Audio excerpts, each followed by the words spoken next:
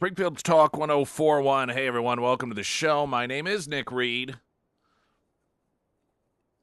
Coming up on Friday, we are going to have a Heroes Breakfast, free breakfast for veterans out at Scramblers as we broadcast live 6A to 9A. The Friday Road Show sponsored by Delta Roofing Air Services, Heating, Cooling, Plumbing, Electrical, and the Warrior's Journey. And then, of course, Scramblers all kicking in to buy free breakfast or to buy breakfast, so it is free for veterans, something we do every so often, usually monthly, not always, usually monthly. And this Friday will be one of those events, so we'd love for you to come out and join us. Oh, I want to mention, I got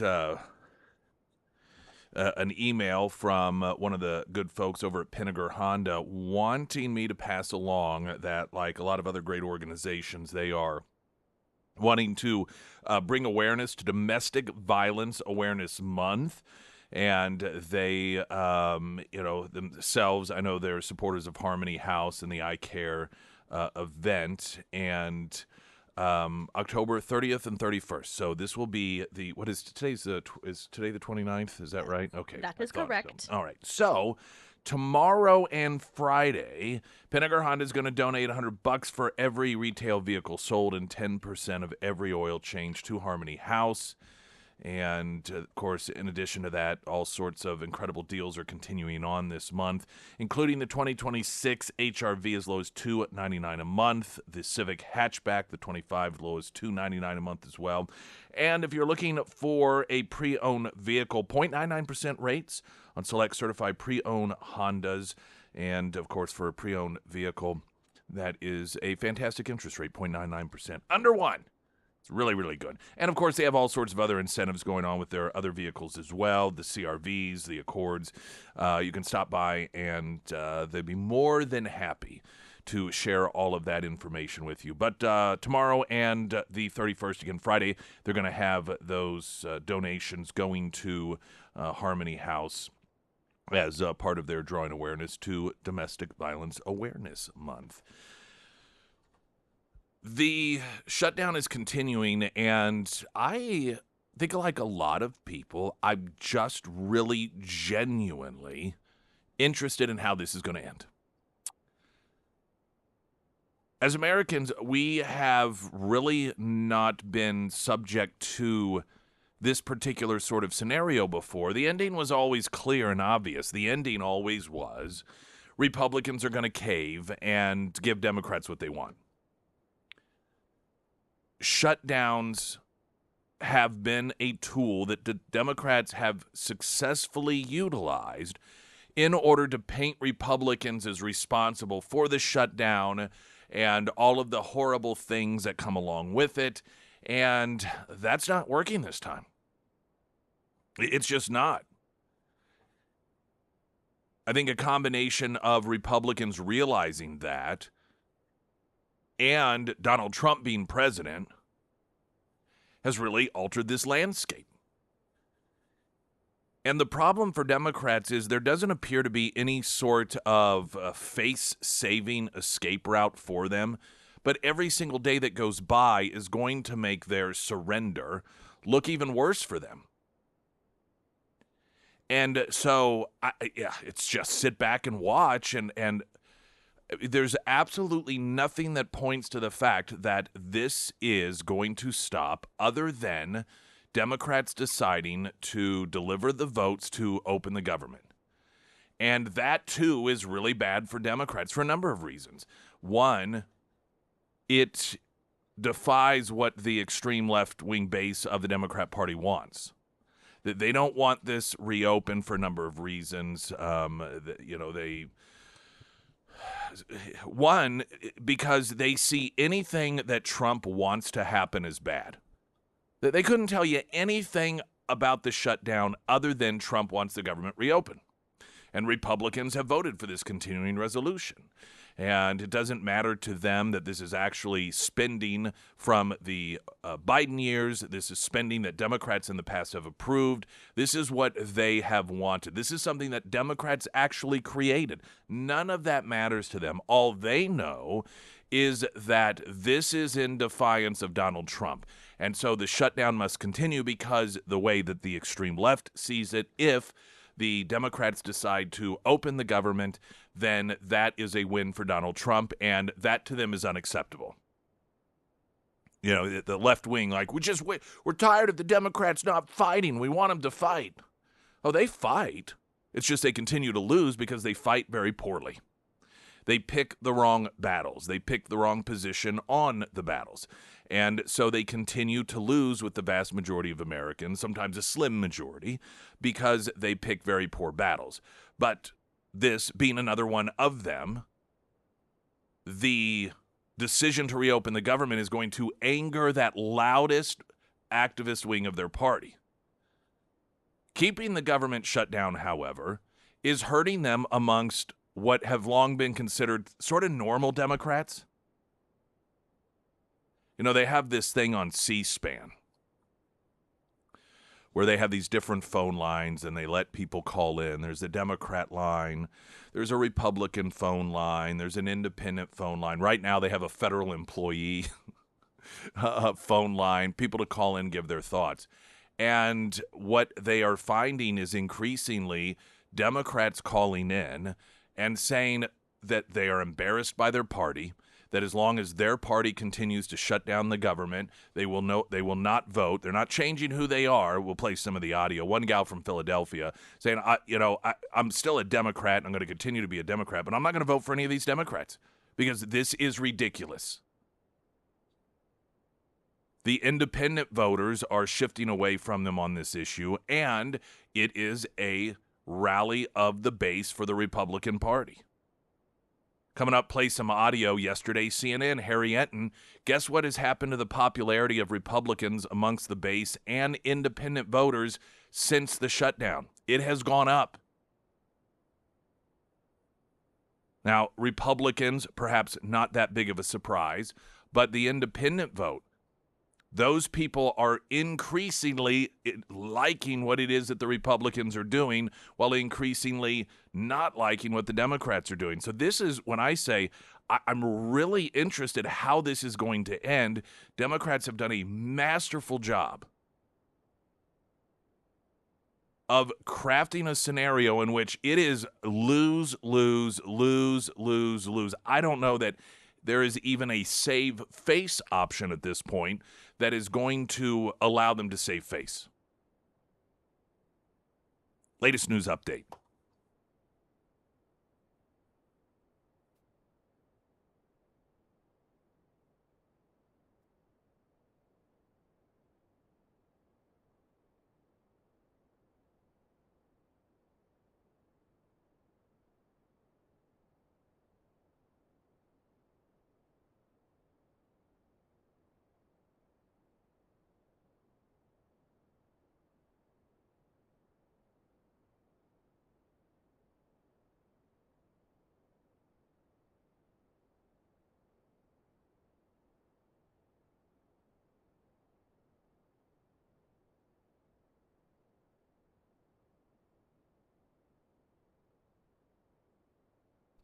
Carissa's over here trying to steal my thunder. Carissa. Carissa, out to get me. Taking your weather job away from you. That's right. The first alert forecast from Ozarks First meteorologist Tom Schmidt, sponsored by St. Clair of the Ozarks Home Improvements.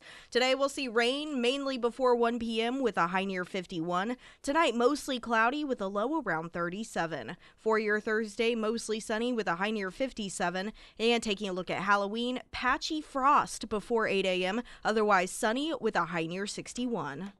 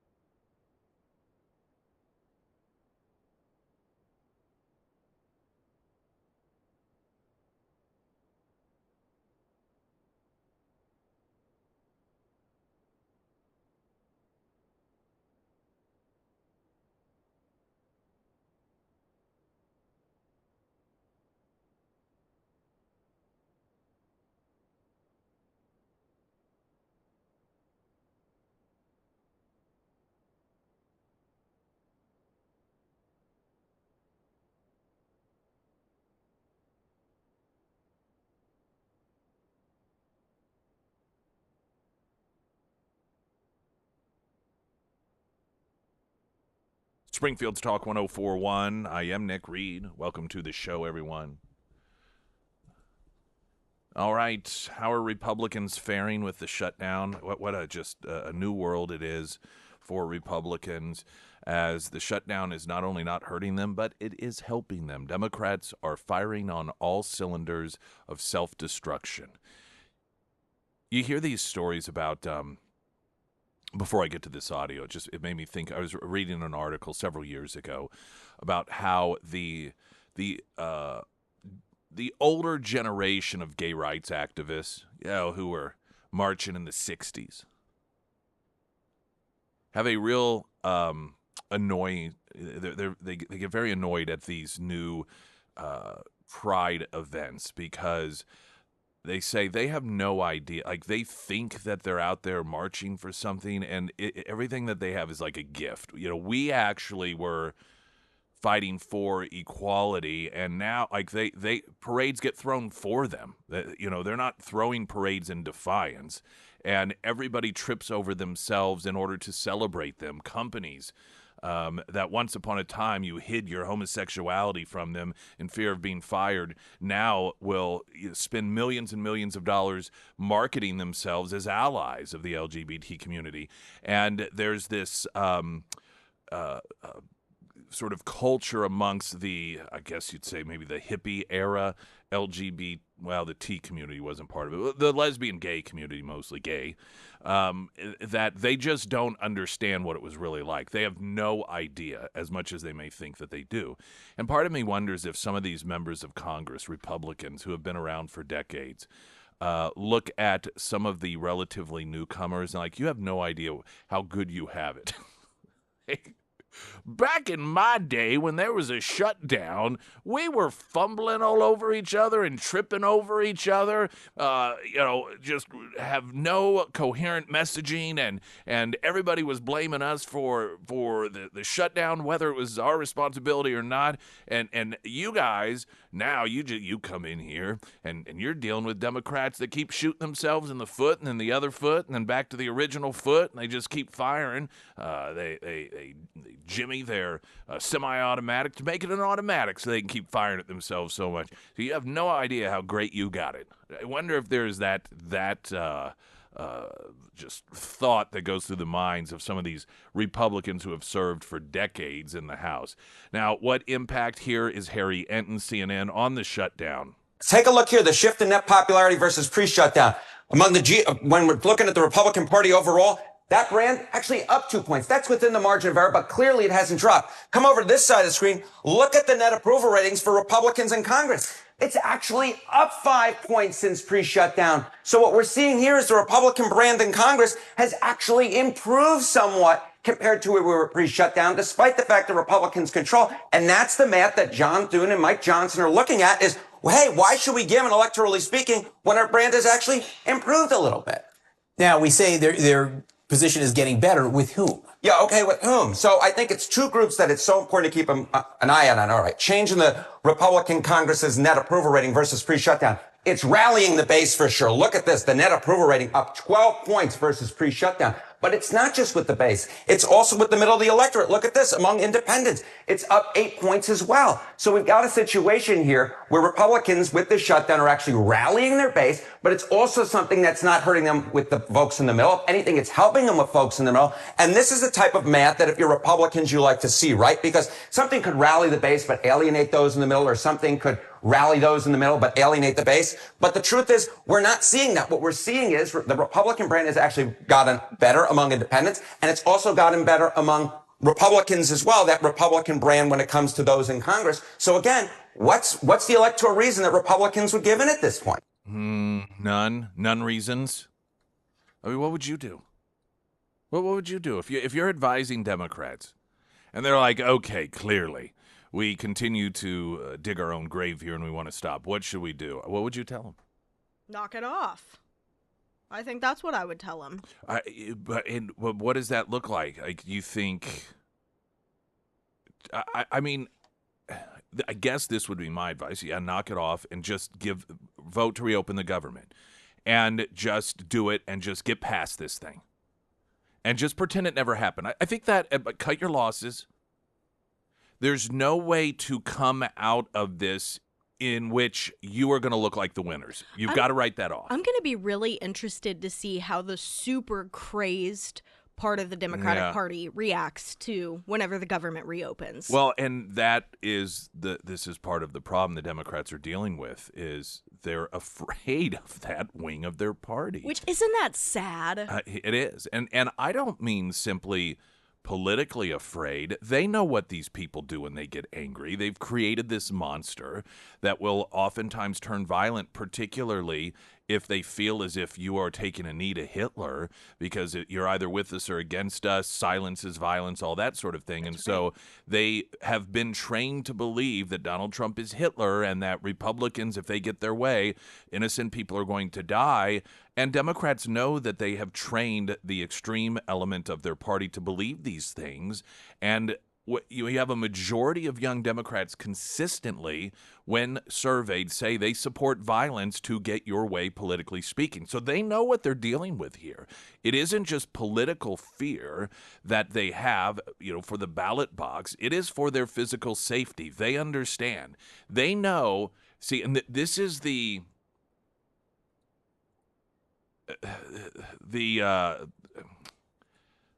I guess I don't know if you want to call it gray area, the messy area of the violence that they have fostered within their party. It's not just Republican versus Democrat. In other words, the dangerous, violent Democrats, they don't necessarily go after Republicans just because they're Republicans. They're going after Republicans because they believe that they are evil. And what makes them evil? Well, just because of who they are and the things that they support, which is the opposite of the left.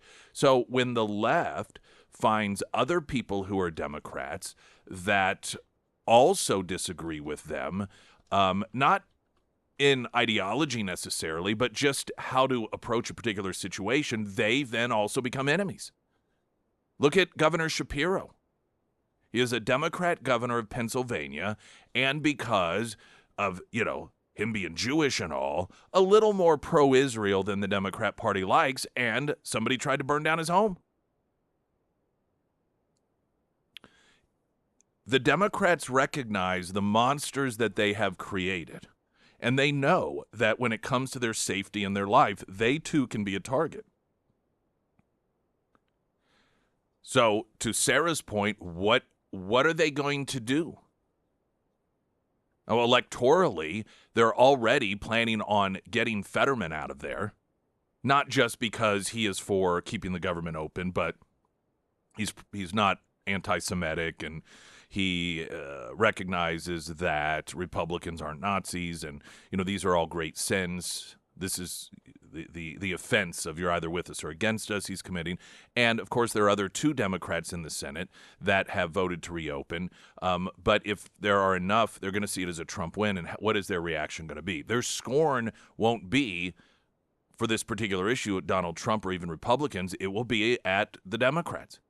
Chuck Schumer is already electorally worried about screwing this up and, the donors abandoning him and throwing weight behind Ocasio-Cortez. When he gave in last time around, that was when the base got very upset with him, and that was when the serious talk about Ocasio-Cortez challenging him in a primary for the Senate really began to get a little bit of steam. And so, he's in this as leader of Democrats in the Senate. He's backed into a corner on this. But then when it comes to overall success and catering to the people that actually win you elections nationwide, they continue to turn against Democrats. I don't know what they're going to do. I don't know what I guess as I was saying earlier, if I were paid to advise them, I'd say, listen, you have to deliver the votes. Don't even worry about coming up with some excuse. Don't worry about saving face. Just say we feel like enough time went by and we want to make sure that families, as we go into the holidays, don't have to worry about where their next meal is going to come from. And so we've decided to be the bigger party. We've decided to be the party that shows how to get things done. And so that's why we've decided, it's all crap, but you say that stuff and then just move on. And come midterm elections, this is nothing that is really going to be remembered to the average American. But they just won't let it go. And the thing of it that is just comical is everyone knows that this is a suicide mission for them. They know this is a suicide mission for them. Everyone knows what needs to be done here. There is no ledger that shows a few check marks in the win column for the Democrats on this particular issue. None. Even if you want to put, well, it satisfies the extreme left wing of the Democrat Party, that is not a win column. That is a lose column, because what the Democrats have been told over and over again, and we talked about this with yet another deep dive research project done in order to help them learn how to win elections, it was you have to stop catering to the left. Catering to the left, and what they want is alienating you from average Americans, and this is why you are losing elections, because you are focusing on them. So the one check mark in the win column that Democrats are, potentially getting is also a loss for them, because catering to and trying to satisfy the extreme left wing, 80% of everyone else, you're losing on that one. And they know this intellectually. But they're afraid. They have created this absolute monster. There was a Law and Order episode once about this couple.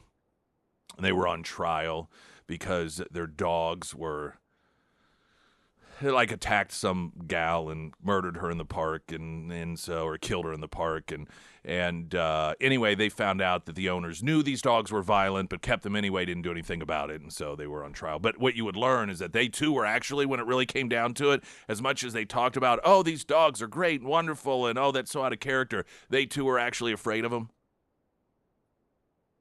That's what the Democrat Party has become.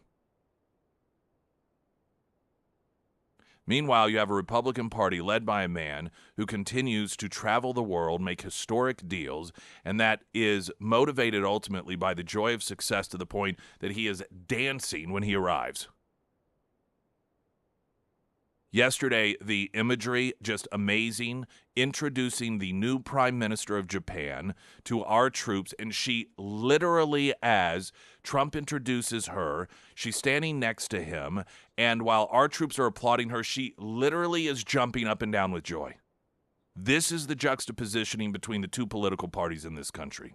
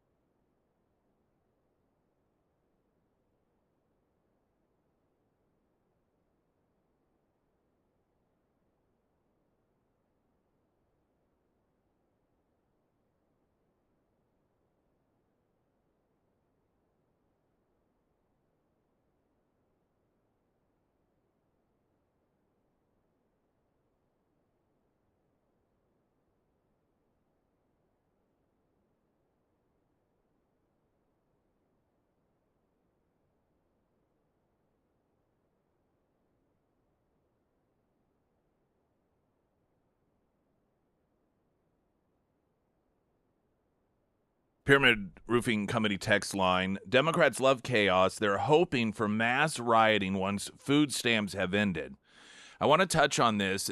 Now, this is accurate, though once again isn't in their favor, but they have the inability and the lack of discipline to recognize these instinctual reactions based off emotion are what are turning people off from the Democrat Party.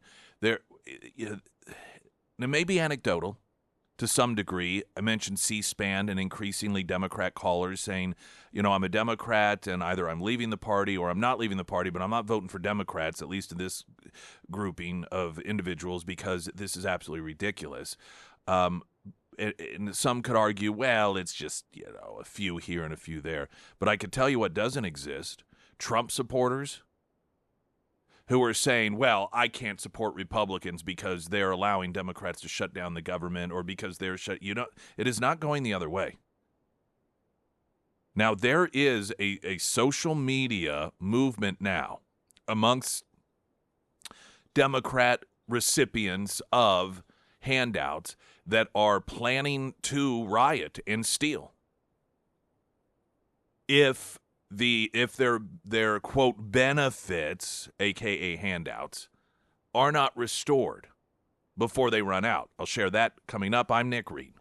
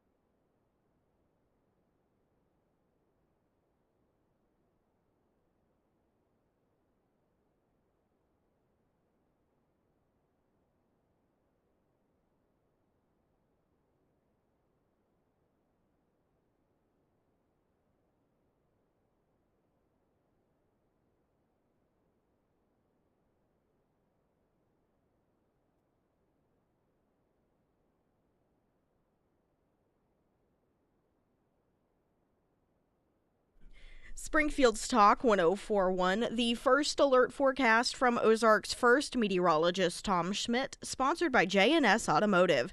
Today we'll see rain mainly before 1 p.m. with a high near 51. Tonight, mostly cloudy with a low around 37. For your Thursday, mostly sunny with a high near 57. And taking a look at Halloween, patchy frost before 8 a.m., otherwise sunny with a high near 61.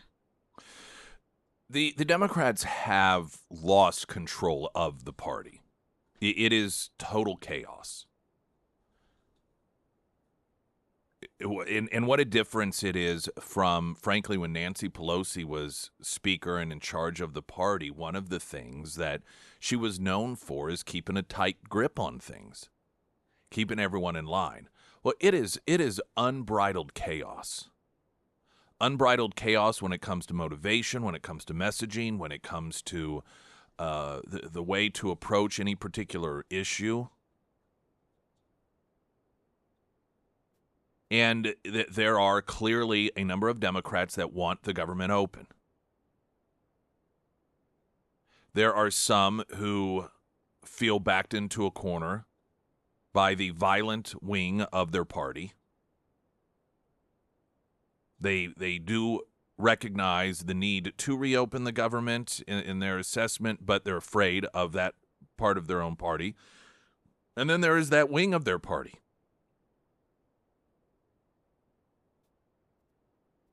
There already is a movement on social media in which recipients of these handouts, EBT, are openly, in a virtuous manner, letting everyone know that if their freebies run out, they'll go get the freebies. They're just going to do it on their own. They're going to steal.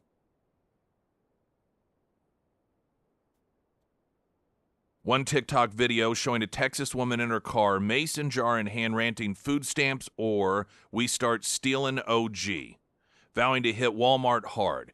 A lot of the focus is on Walmart. Now, the just perfect part of this is Walmart, which has made a lot of pretty left-leaning decisions. The CEO is a lefty.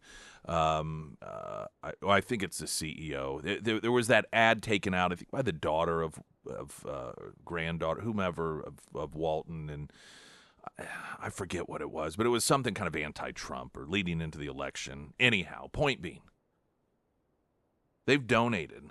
I think, let's see here. I saw the number. Walmart has donated, was it $2 billion to food insecurities? $2 million. The retailer donated $2 million to hunger relief this year, in addition to all the other stuff. So here they, on top of the corporate taxes they pay that go to this stuff, they pay, millions of dollars in order to feed people who aren't apparently, supposedly, able to feed themselves. And what thanks do they get?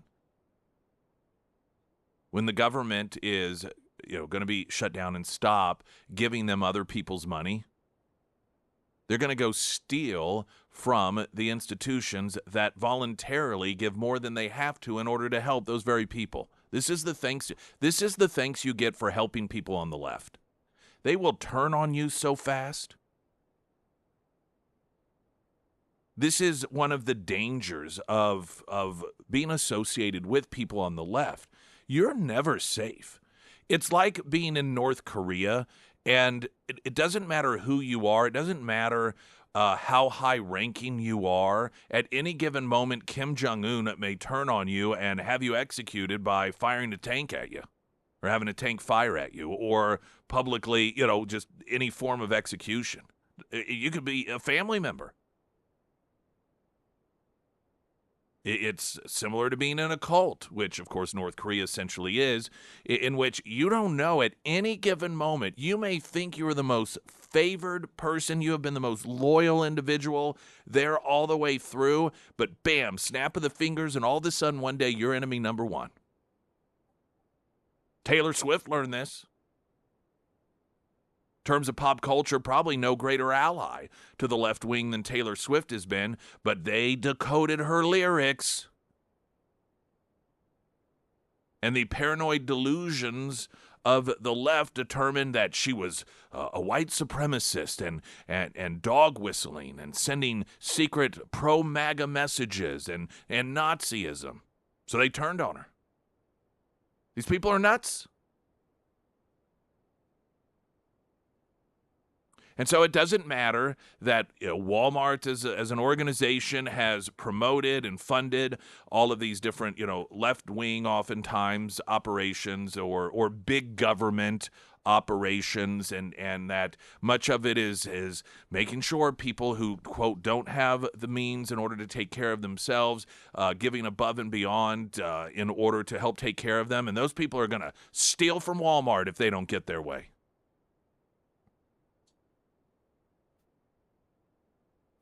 Another social media poster, single mother, quote, "We're going to go to Walmart and steal food."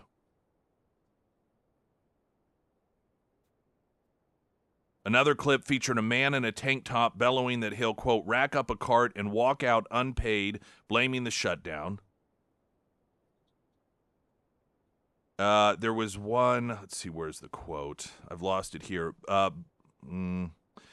In which one of the posters noted that, Walmart employees, they'd better stand back because people will get killed if they stand in the way of these people getting what they deserve.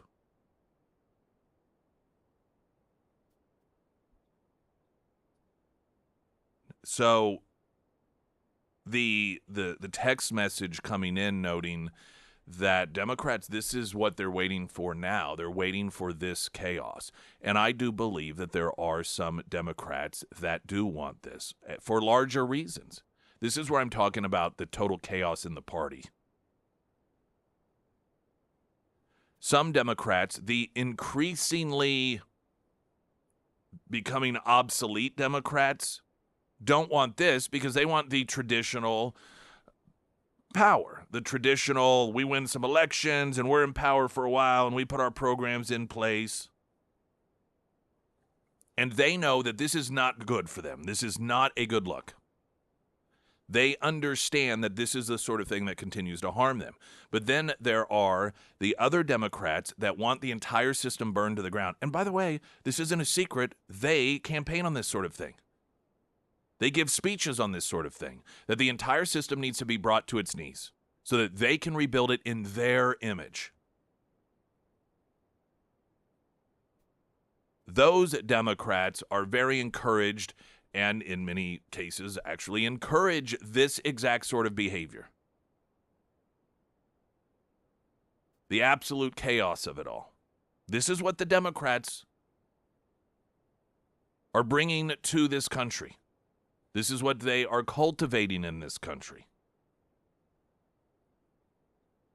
You think about the support of those who are in this country illegally and how those that they hold up the highest are the criminals, the human traffickers, the wife beaters. You think to the lengths they have gone in order to protect illegal immigrants that are criminals from being deported.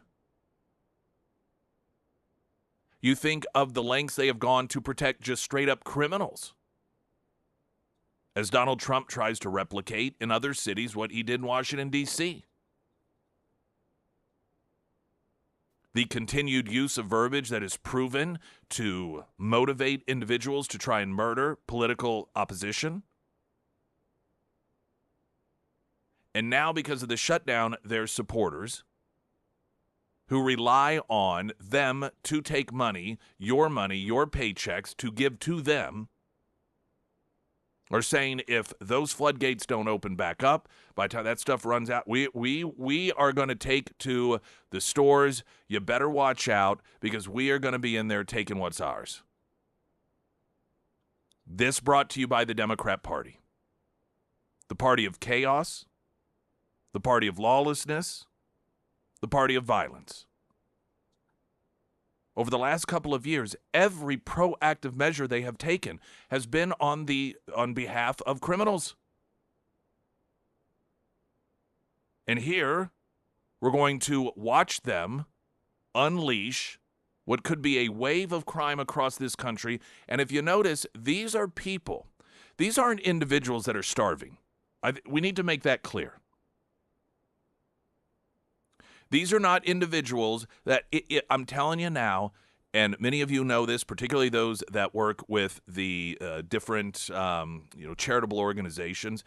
Any of these people get completely cut off today. There are plenty of places to get food. There are plenty of places that are there in order to, quote, help individuals.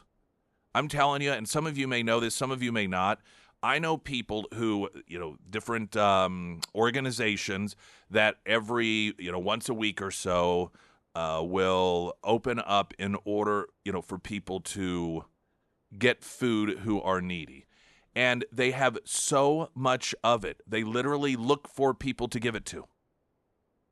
There are people who don't need it. that go to get it because otherwise it goes to waste. So these individuals that are talking about how they are going to just go into Walmart and start stealing, so I guarantee you these individuals, if this happens and we see the footage, they're not going to be walking out with fruit and vegetables. They're going to be walking out with TVs. They're going to be walking out with electronics primarily. They're going to be, it isn't going to be starving people who just need that apple and that banana. And just the other items that supposedly these individuals are in such need of. Springfield's Talk 1041. I'm Nick Reed.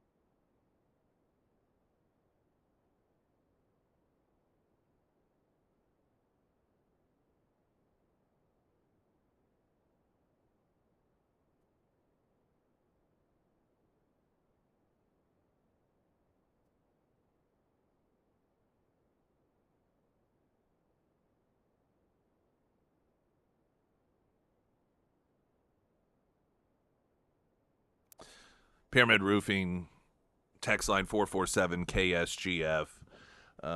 Let's go to Matthew in Springfield on the line. Matthew, welcome to the show.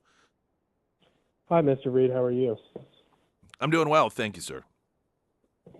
I just kind of wanted to touch base on the whole people stealing from Walmart thing. I just don't fully understand where people's minds are because, I mean, I don't know about you, but when I grew up, it was kind of a thing of you don't steal from people.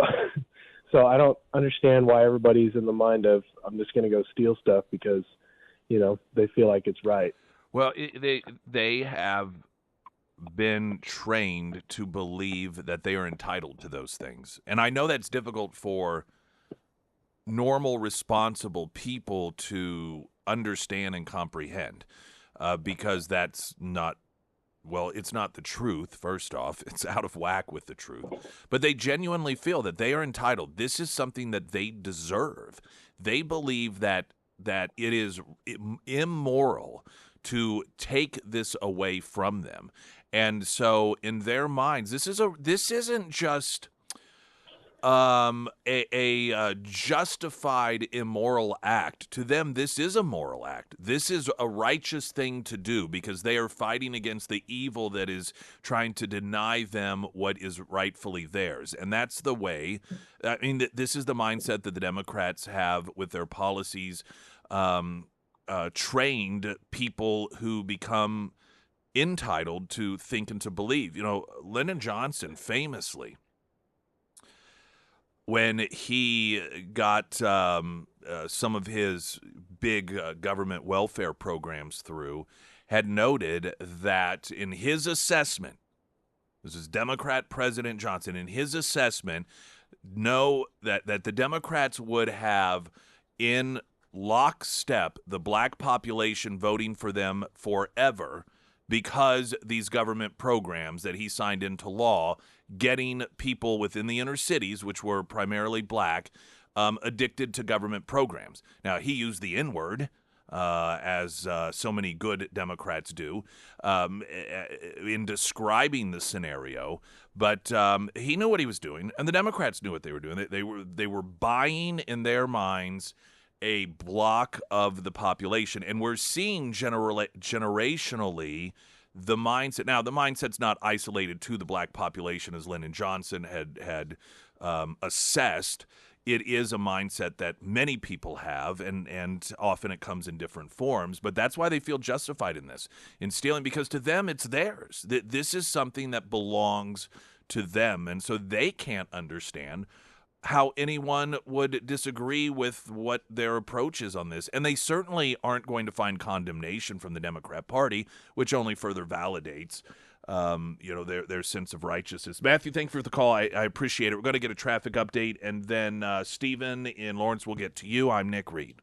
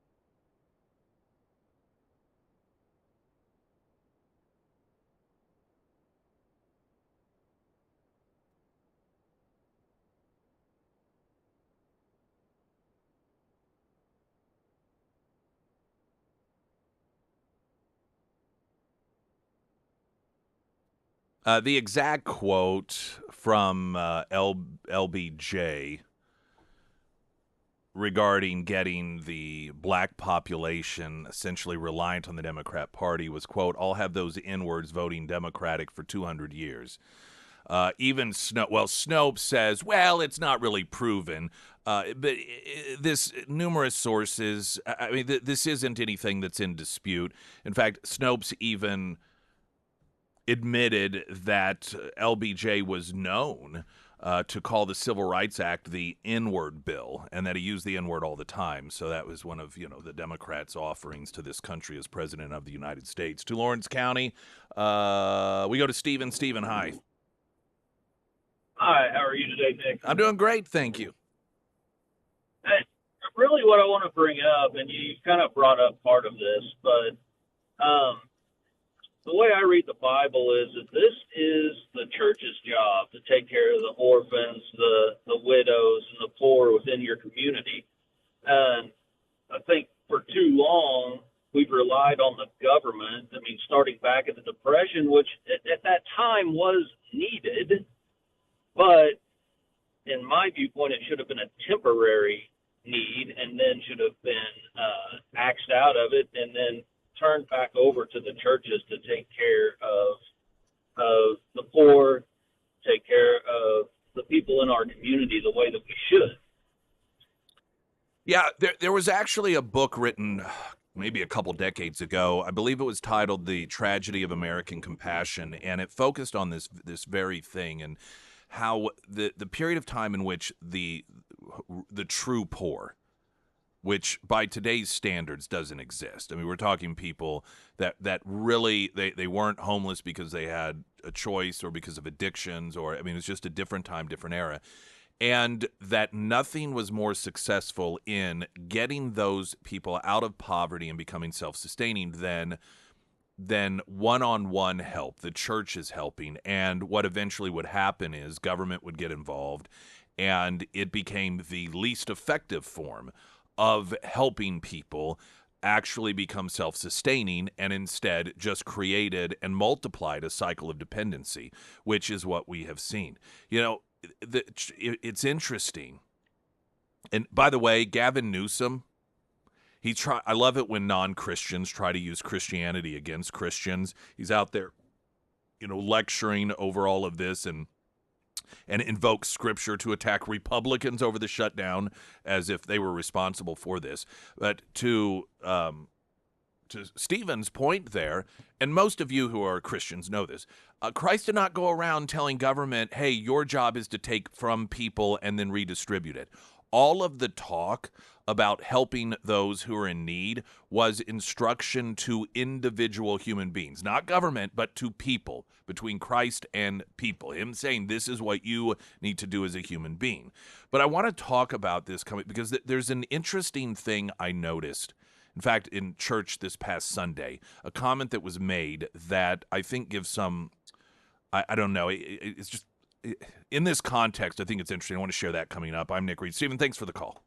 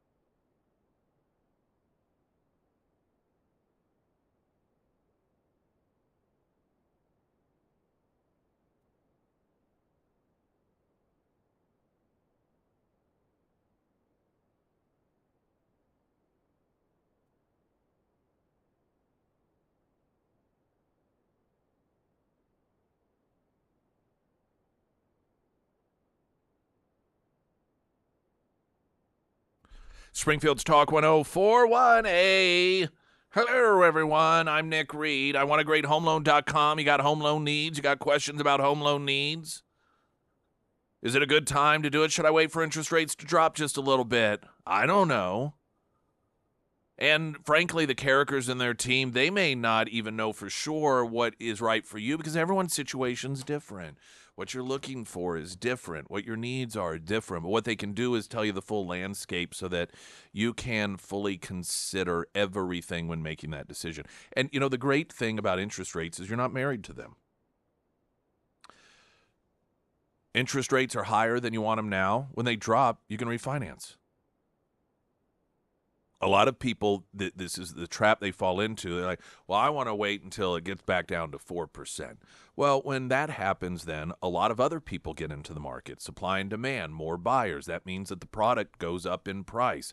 Then on top of that, the sellers also know that you're able to afford more house because the interest rate's lower. So that allows them to raise the price. All of a sudden, your cost-saving measure of waiting until interest rates drop is wiped out and perhaps even working against you now at this point, right? But if you make the move now while interest rates are a little higher and there are less people in the marketplace and the homeowners are keeping the price a little bit lower because interest rates are higher and people can afford less house, and then the price drops, the interest rates drop, you can refinance. Now, that's just a scenario. Point being is sometimes the straightforward linear thinking about when it is the best time to do this and that doesn't always come into play. So, you know, get with the characters. If you've been kind of waiting or trying to, quote, game the system to get a better deal, I recommend chatting with them. iwantagreathomeloan.com. It's a website. It's got all their contact info there. I had a caller earlier, Stephen in Lawrence County, noting that from a biblical standpoint, when it comes to helping others, charitable efforts, the teachings were not to the government. What Christ did not do was sign up for the public speaking portion at city council meetings and show up and then use his 5 minutes recommending to the council or whatever the body of government is that they take the money from law-abiding citizens and then use that in order to do charitable work. That's not what Jesus did. As much as people like Gavin Newsom and other Democrats who love to use Christianity when they think that somehow it's a weapon against actual Christians, but it's inaccurate. These were teachings in a one-on-one situation. This is what Christ told individuals to do.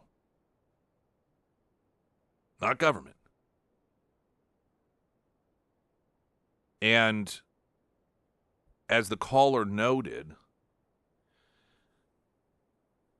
that used to be how things were done, and it was much more effective. Much more effective. And largely, it was more effective because when somebody receives help from another actual human being who's a person who's doing it because they want to, not because it's a job, the recipient is more likely to have a level of appreciation and gratitude that they may not otherwise have.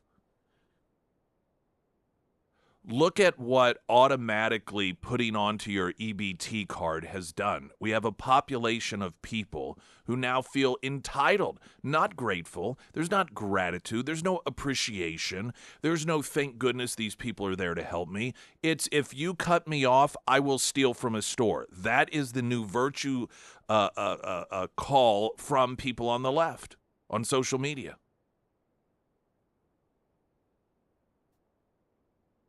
If your goal is to simply turn people into slaves who are completely reliant on you as if you are some sugar daddy, then the current form of, quote, charity, that is government providing help, then that's the route to go. But if your goal is to really truly help people not just have a fish, but learn how to fish, then it is the private organizations, it's individual people, it's the churches.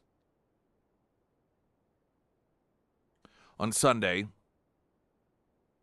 I'm at church and there's reference to fundraising and some of the Actually, I don't know. Maybe it was in church. I was having lunch with some folks that I'd met for the first time, and they were talking about through their church and dollars that they raise. And it was some area of Africa specifically that one of the guys had been to 2 or 3 different times, just talking about the work that they were doing down there. Now, this is not uncommon, right? You see this all the time with churches here in America. I participated in this as a youth. The one time, this is what I did during my spring breaks. This is how cool I was. Everybody else going to South Padre Island or wherever.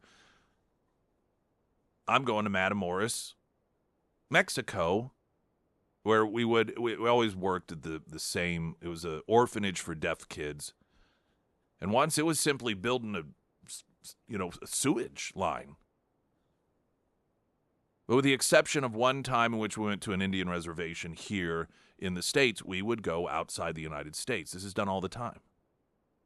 People go to Haiti. They go to African countries quite often to do charitable work. Why do they do that?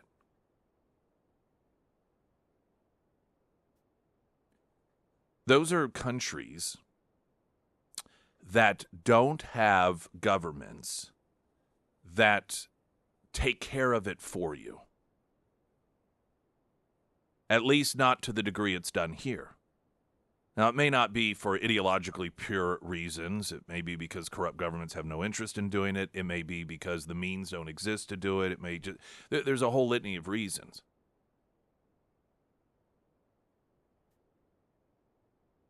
But like here in the United States, when you have a government that says, oh, no, we'll take care of all that. We'll be the ones, not the people, but we will be the ones to make sure to take care of the less fortunate. One, you get more or less fortunate.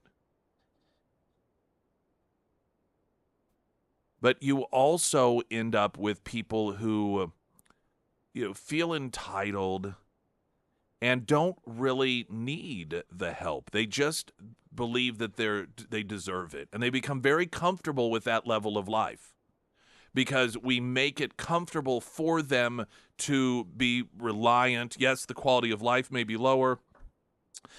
They may not be able to invest in their future, but they got a phone and they're able to go hang out on the weekend with friends and do all this sort of stuff. So we make it very, very comfortable through government, quote, charity work, to be poor and to not take care of yourselves. But I think that a lot of the churches, what they seek are people who really, really, truly need the help. And so that's why they so often end up going to these other countries, because they find people who really, truly are in need. Who really, truly will die because, all the things that the left claims will happen here if Republicans are in charge. People are going to be dying. Well, a lot of these churches will send these mission trips and these groups out to areas of the world where actually that is true. People do die. They die because there isn't clean water. They die because it is famine. They die because of unsanitary conditions.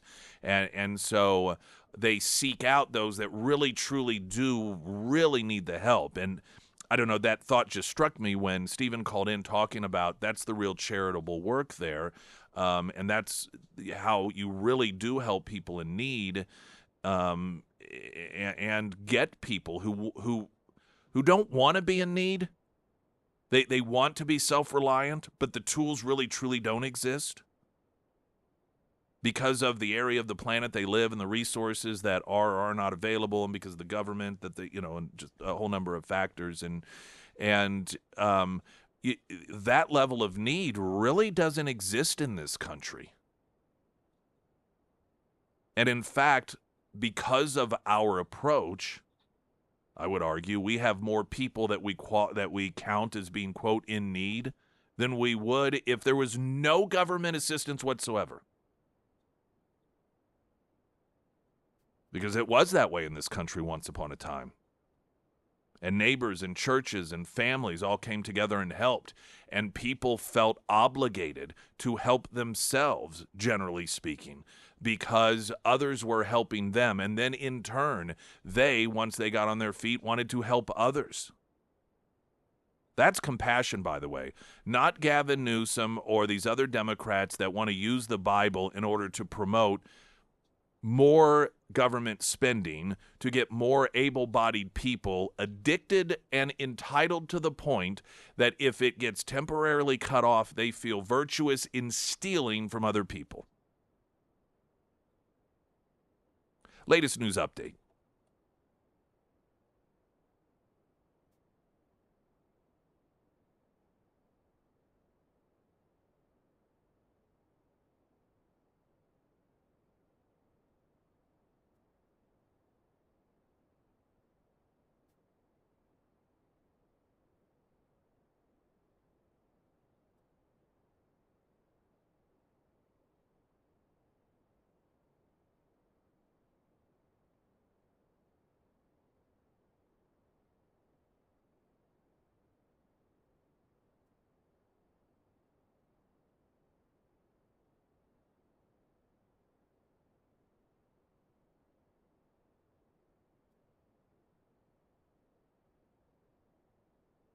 In the first alert forecast from Ozarks First, meteorologist Tom Schmidt, sponsored by St. Clair of the Ozarks Home Improvements.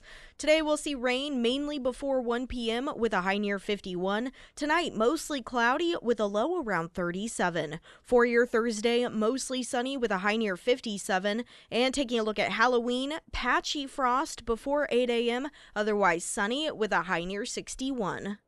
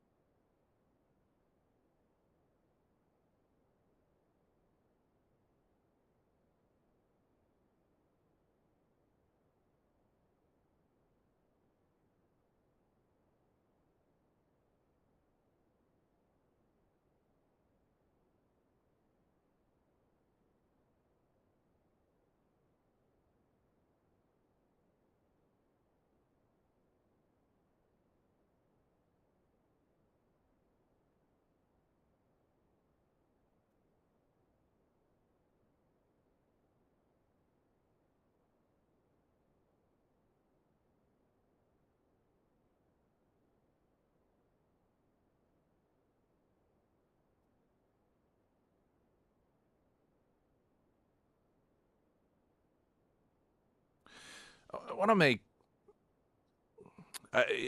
not a clarification, but want to further articulate a point. I was just talking about charitable giving and how it is. Oftentimes, we will see churches that will send folks, oftentimes youth groups, to foreign countries to help those in need. And there are a lot of people like, well, we have people in need here, but it's a different type of need. Democrats love to say, if this gets cut off here, people are going to die, which of course is not true. It's absurd. But there are countries where that is the case. Somebody in need in some of these African countries in particular is a much, much different situation than somebody in need here.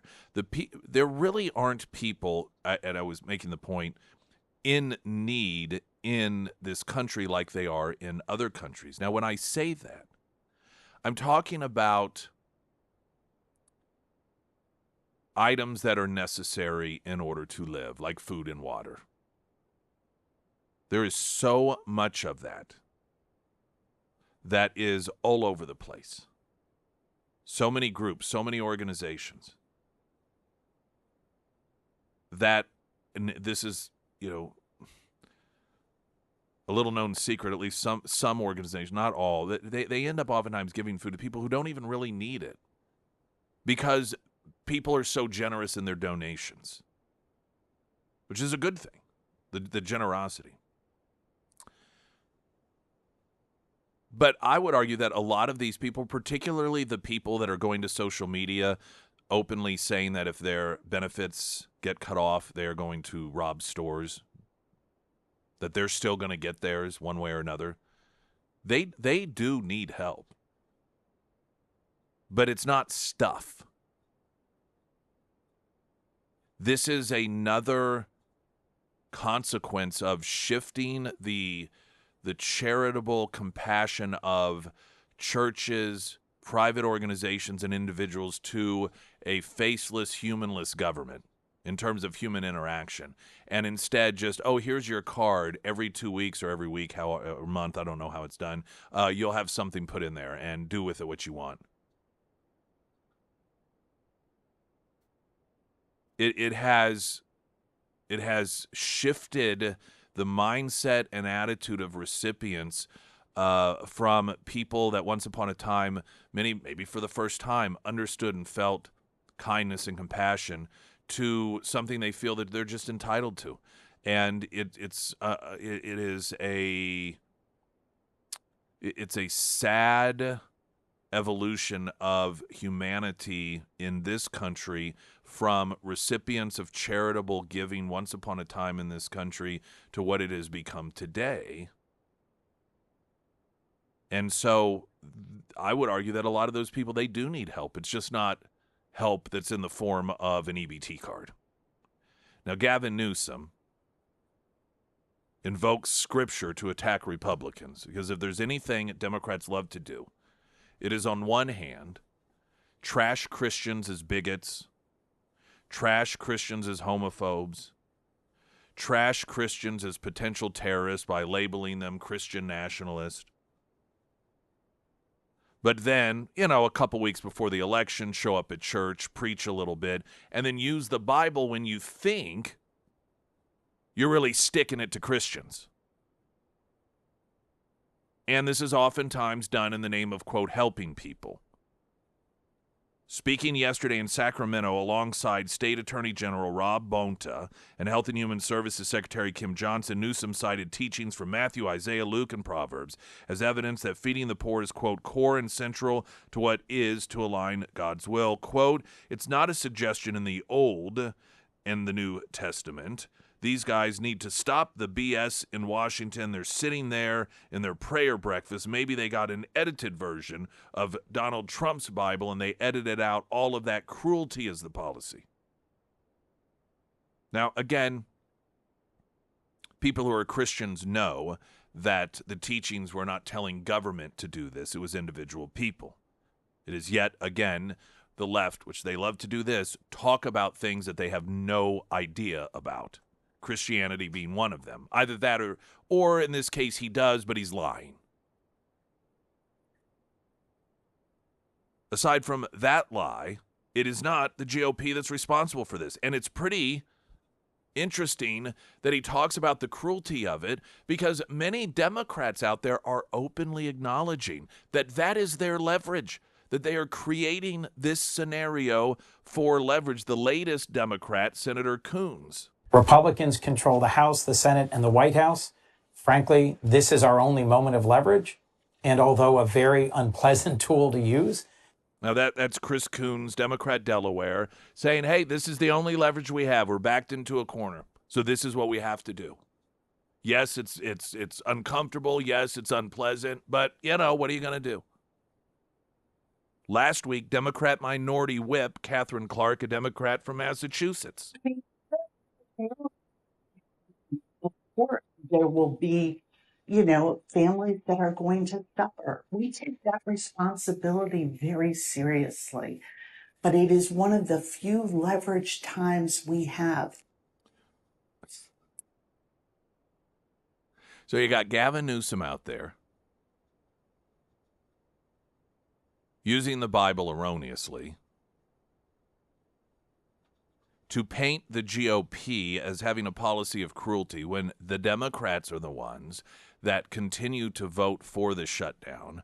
And some of them, elected Democrats, these aren't some bloggers. This isn't David Hogg saying, well, this is what's necessary. We got to really start squeezing people in order to create pain so that Republicans will buckle. This is the only leverage that we have. These are elected Democrats. Democrat Senator Coons, you got the House Minority Whip saying, yep, it's unpleasant. Yep, it hurts, but this is the only option we have at this point. We have no choice but to hurt people. They're openly acknowledging this is their policy. Openly acknowledging that this is the only tool that they have at their disposal is to cause people pain.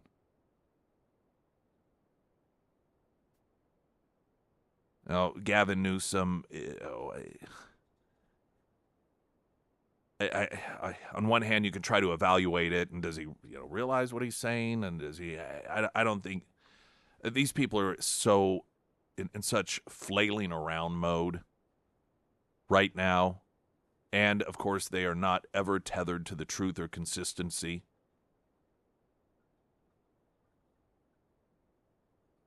But it's just a perfect scenario to have him label this as a policy of cruelty coming from Republicans when Democrats are the ones that are openly admitting, no, this is what we're doing. It's essentially a scenario that we've seen all too often play out in movies, in which they're like, all right, we got to get some info from this person, but they're tough. We can torture them all day. They ain't going to talk, so let's go get their daughter. Let's get the guy's wife. We'll start torturing her, then he'll talk. That is the approach in the minds of Democrats that they're taking. All right, well, we'll keep this government shut down. We're going to start starving people, which they're not going to starve. All of this is nonsense anyhow, but this is their messaging. This is what they believe. So we'll hurt the people in order, because the Republicans, we're not able to hurt them. They're winning on this issue. They are the ones that the American people recognize as not being the problem. So we can't hit them. Let's hit the most vulnerable Americans, really stick it to them, and maybe that will make Republicans. And they're openly acknowledging this is their plan. Springfield's Talk 104.1. I'm Nick Reed.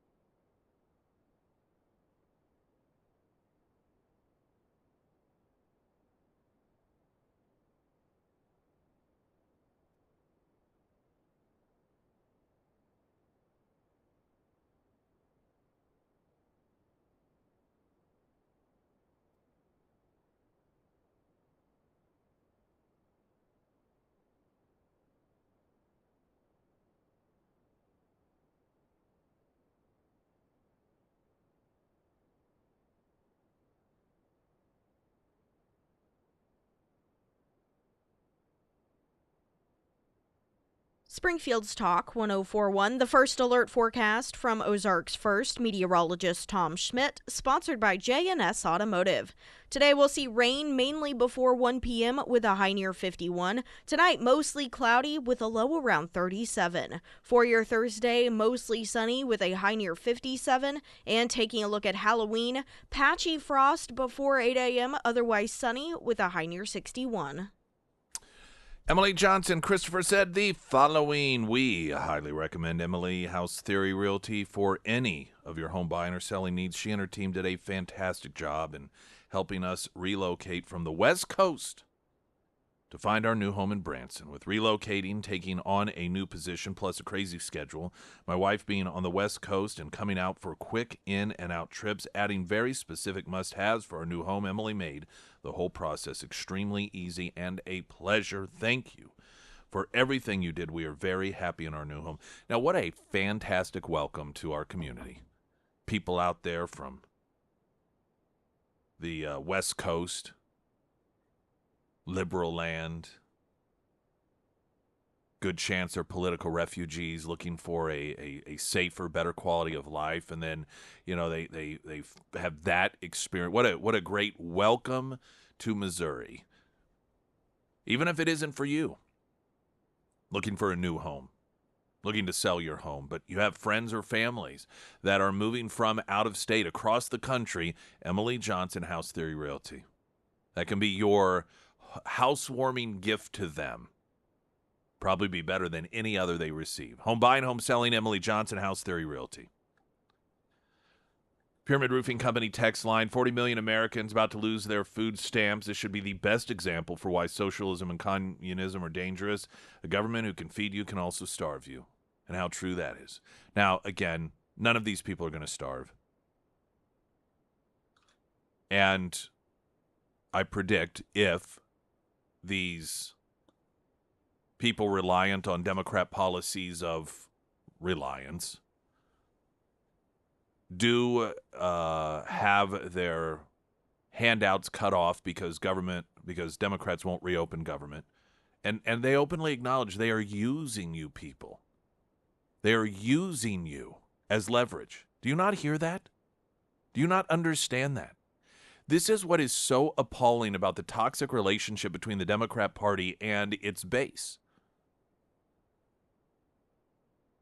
Those of you who have become slaves, who have become completely reliant on this political party, to where, what am I going to do? How am I going to feed my family? They are openly admitting they are using you as leverage. That is what you are to them. This isn't commentary. These are their own words.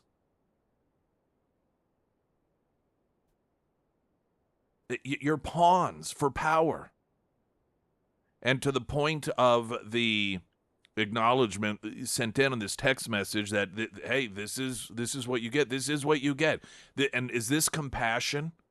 This is all done in the name of compassion.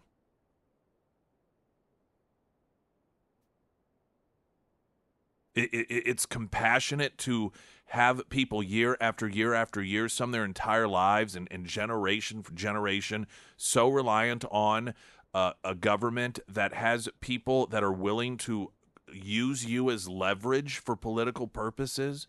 And if that means cutting you off from what you've become reliant on, so be it. Yep, we know it hurts, but it's the only leverage we have, they say.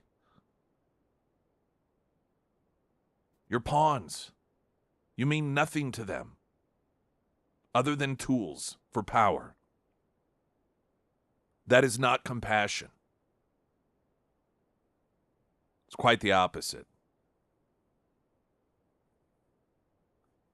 I want to play audio. CNN host Casey Hunt has Democrat Arizona Senator Ruben Gaiello on yesterday.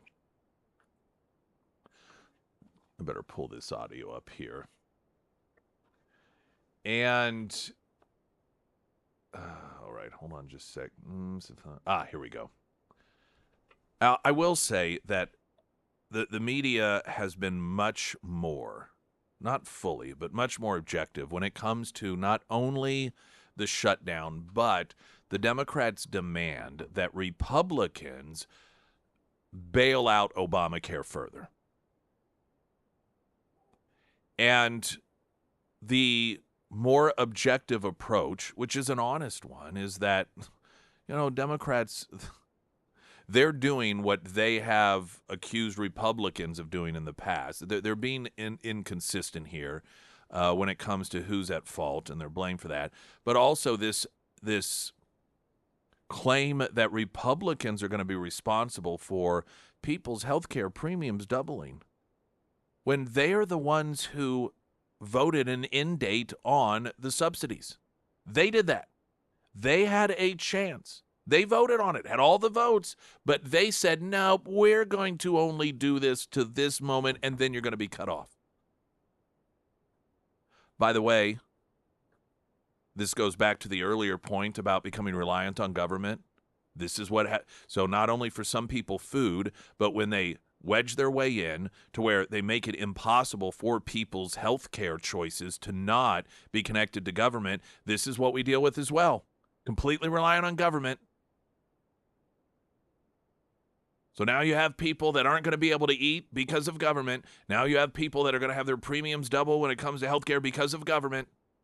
What a much better system this is, all in the name of compassion. It's not compassion. Back to CNN host Casey Hunt pressing the Democrat senator on whose fault this really is. I think my question is this. I take your point about these millions of people. The cost of living is incredibly high. But also, Republicans control the White House, they control the Senate, they control the House. And in the past, Democrats, when Republicans have tried to do something like this, Democrats have argued that the norms of our government should be that you negotiate policy outside of a government shutdown. I have, over many years covering Washington, people have said that over and over and over again. And now I have neighbors in the D.C. area who are both employed by the federal government who are having to use food banks. We are heading into Thanksgiving. Why is it suddenly right to do it this way and to do it for this long when it didn't used to be the right way in Democrats' view?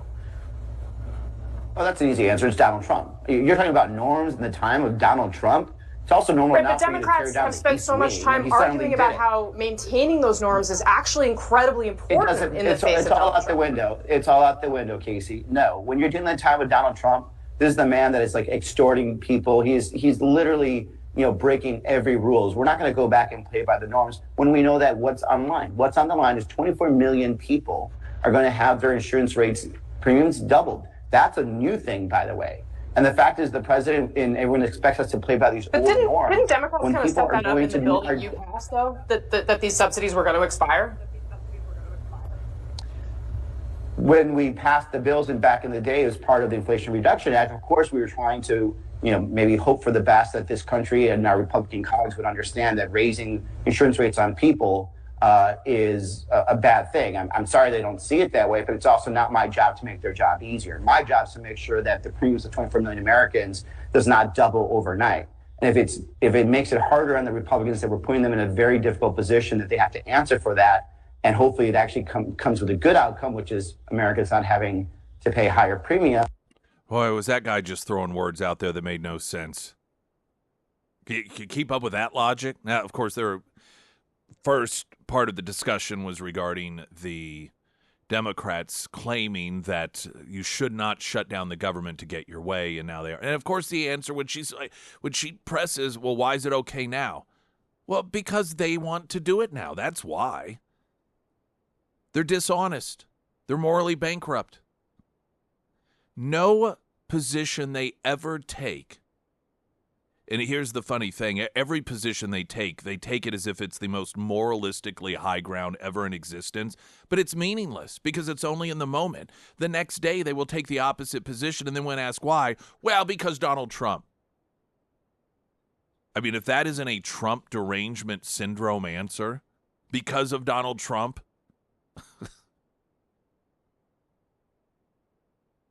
the latter part, though, in which she noted that, well, why did you guys, you're the ones, you keep talking about people's premiums, this horrible thing, and Obamacare premiums, and they're going to double for all these 20 million people, but you guys are the ones that did it.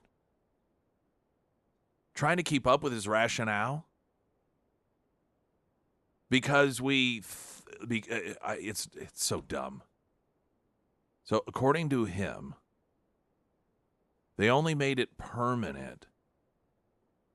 Or sorry, they only made it temporary so that Republicans' job wouldn't be easier? Is that what he's saying here?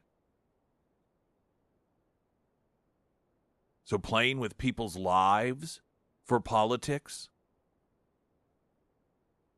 Now, his answer in reality was incoherent. Not even a full-blown Trump derangement syndrome victim, if you were to ask him, now what did he mean by that, would be able to tell you what he meant by that. But this is what happens when you aren't used to being asked these questions. There are a lot of folks that are a little confused and surprised and even suspicious. What's the angle here? Why does the media keep pressing Democrats on this stuff? Why? I believe it's the same reason that they had suddenly started pressing Democrats to answer for covering up for Joe Biden.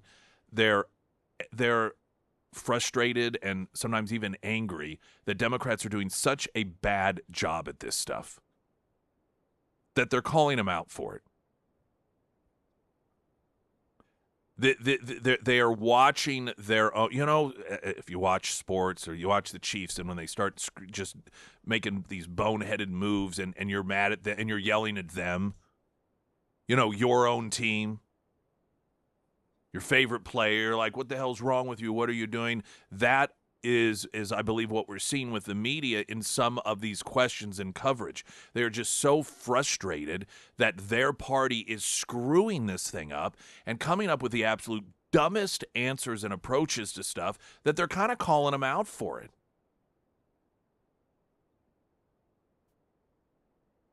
Part of the reason that they are willing to do that, in addition to their frustration, is they recognize that nobody's buying their crap anyway. So it's not as if they're going to sway people who are currently supportive of the Democrat approach into being against it. So they're not really worried that having objective coverage and objective questions asked of these Democrats responsible for the shutdown and the doubling of premiums for Obamacare, that asking them to answer for it is somehow going to, convert people away from Democrats, because they see that everyone sees this anyway. And the hardcore cult members of the left, it doesn't matter. They're going to stay on the left no matter what. Because they already see what's going on. They don't care. It doesn't matter to them because they're on team good guy, and that's all that matters. And that leaves a media and these people, I think they're just tired of it. They're tired of the redundancy of every day they're having to cover this stuff. Every single day, it's another day of Democrats voting to keep the government shut down, and a day of polling numbers showing that people are moving away from Democrats and towards Republicans. And I think they're ticked about it. And we're seeing that surface when you have an instance of some of these people, CNN, even MSNBC, asking these senators these questions. Going to get a traffic update more in moments. I'm Nick Reed.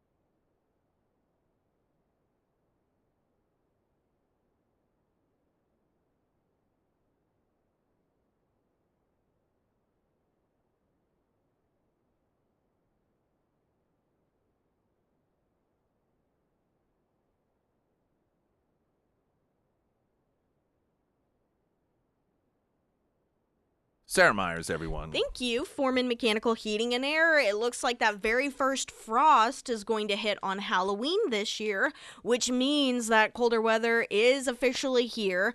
If you've been holding out on cranking on that heat, now is just the time to test it. Make sure that everything is working properly, and if you notice maybe a weird smell, loud popping, banging, or your heat is just not working the way that it should, don't worry, don't panic. Just reach out to Russell and his crew over at Foreman Mechanical. Whether you need your annual fall maintenance, a service repair, or maybe it's time to upgrade your unit, the Foreman team, they can handle all of your HVAC needs. And if something does happen outside of those normal business hours, the Foreman team, they also offer a 24/7 emergency service line, so you're not waiting forever for someone to get back to you. If it's time to have the Foreman team out to your home, reach out to Russell today. You can schedule your appointment at foremanmechanical.com.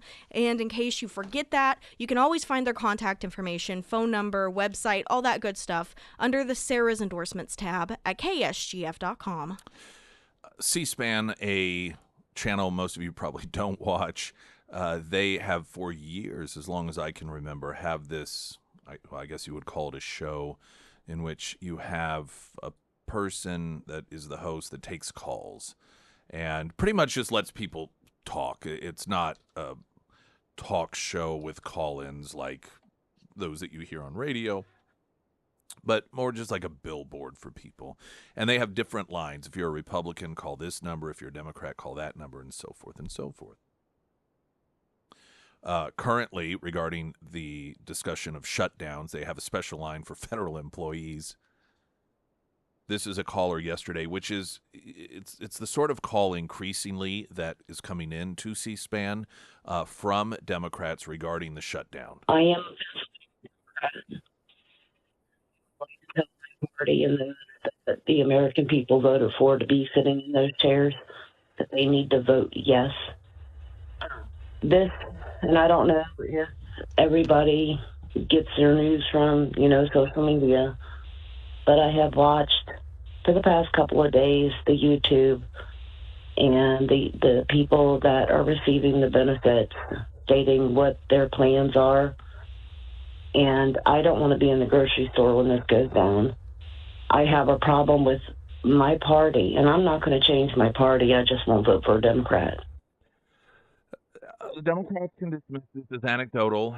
There's been an increase in these sorts of calls and declarations on social media and calling in to C-SPAN that the Democrats need to open the government. And as I mentioned, this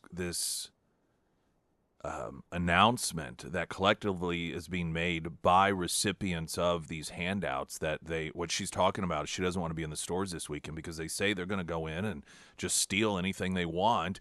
And one posting that if anyone gets in their way, somebody can get killed. This is intentional. And increasingly, Democrat voters, average normal people, they're seeing this, and this is a real wake-up call.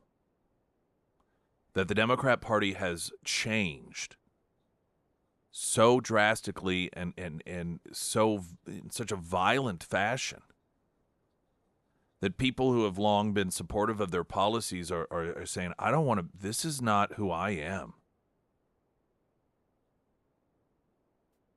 And while Democrats may rationalize it by saying, well, that's not an accurate representation. Just because you get some Democrats that are feeling that way, that's just a very, very small portion. You don't have Republicans doing that. You don't have Republican voters and Trump supporters popping up saying, if Republicans don't negotiate with Democrats, I just don't think I can continue to vote for Republicans. They have to give in to this. That is not happening. And we played the audio earlier, independent voters. An 8-point plus increase in support for the GOP since this all began. This is quite a hole that the Democrats have dug themselves into, and it's one that they are willingly leading this country into violence.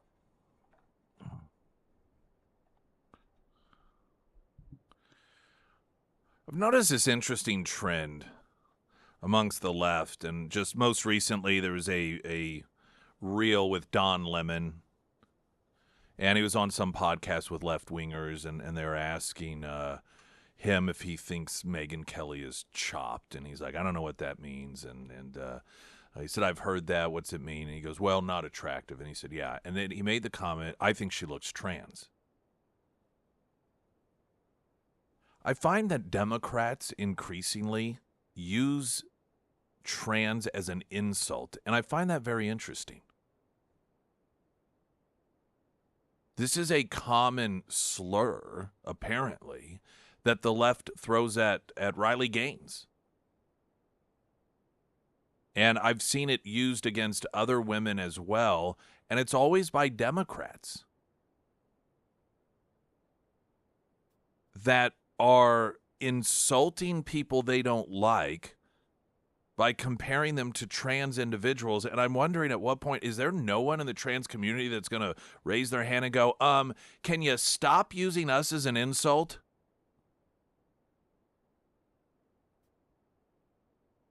Now, I think they do this because they believe it will be received as an insult, which, of course, doesn't work because, listen, people who are conservative are intellectually driven. Name-calling, pretty irrelevant to them.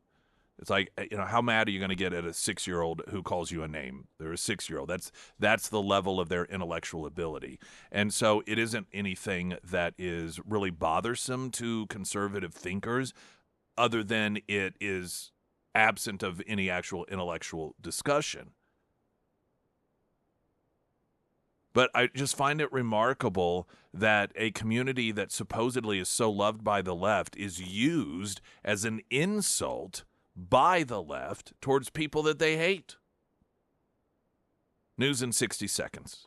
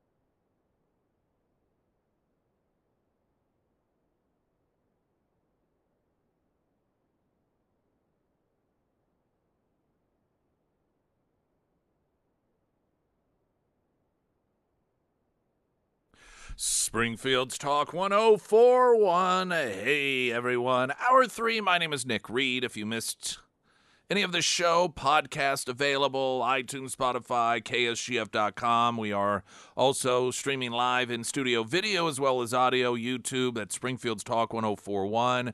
Past episodes available there as well. The premier landscaping service right here in the area. Right here.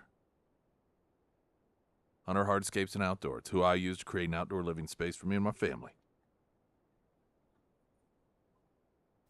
Customized. Now, this isn't the sort of thing that is readily available in the area. You got a company and they do a dozen different things. And one of them, they can lay some pavers down or, what do you want? And, oh, okay, they'll come over and then they make their way over to the big box store and get some of the supplies. And they do a pretty decent job. That's not what this is. This is customized to your needs. This is product quality that's not available to the general public in big box stores. And the prep alone, one of the things that Daniel Hunter had talked to us about at one point, or told me, and I related, is that prep work is like 90% of the job. And I saw it firsthand. And there's just no way anyone can top the precision and the quality of craftsmanship that you get when using Hunter Hardscapes and Outdoor. Whether it is a tiny little thing, or you're creating a space to accommodate 100-plus people.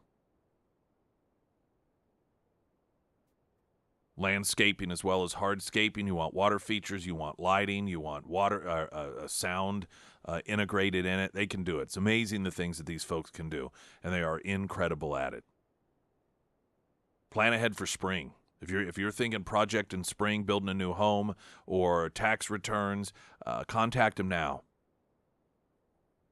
They're in high demand for good reason. Hunter Hardscapes and Outdoor. You can find them at hunterhardscapes.com. Also, Nick's endorsements at ksgf.com. Coming up here in just a bit, I want to just talk about something that, I don't know, a lot of people aren't going to necessarily be comfortable talking about, or it's going to make you angry, going to make you confused. For the very first time in many of our lifetimes, Republicans are not allowing Democrats to control them, even when they are in charge. Republicans have been known for this. This is part of the reason that Donald Trump was so popular, is he said, you don't have to take this. Republicans don't have to be the whipping boy for Democrats. And Republicans, even when they were in charge somehow, allowed the Democrats to call the shots. And for the first time in many of our lifetimes, we're seeing that not be the case. The Democrats are on the ropes. The Democrats it's their own doing. Their own doing has backed them into a corner, and they have no way out. We've talked about this and how the Republican base is increasing their support and their positive view of the Republican Party. Independent voters are doing the same thing. A lot of normal Democrats are angry at their own party.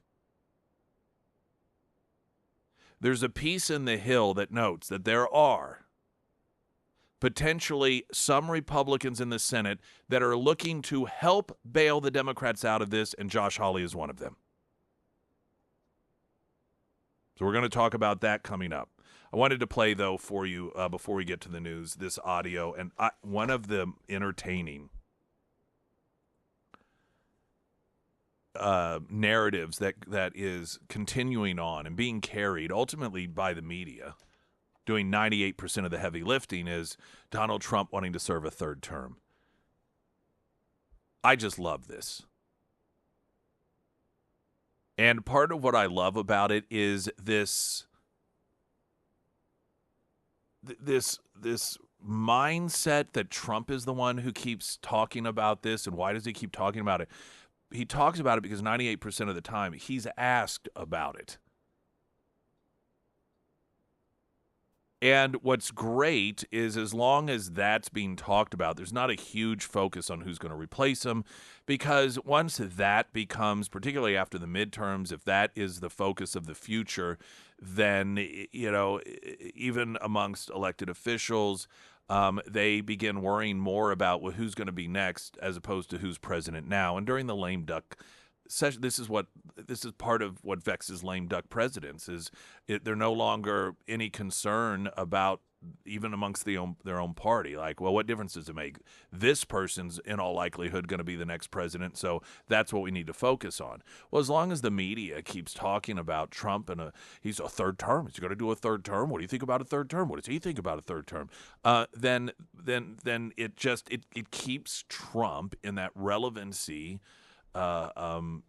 turnstile there, and it's so entertaining to watch, and to watch the media be told you're being trolled, you're doing what he wants you to do, and they still continue to do it. Scott Jennings asked about this very issue on CNN. Jennings, you were on the record talking about what you think about the possibility of the president running for a third term. And I should note, we do have our text chain here is going to provide some additional commentary on this as we talk about it. I found it remarkable that the speaker acknowledged that he had spoken with the president about the quote-unquote constrictions around this. And it really seems to speak to this question of whether or not this is just a massive troll or something the president's actually thinking about. What do you think? I think he's trolling the Democrats, which he loves to do, and they fall for it every time. They've been doing it for 10 years on a number of issues.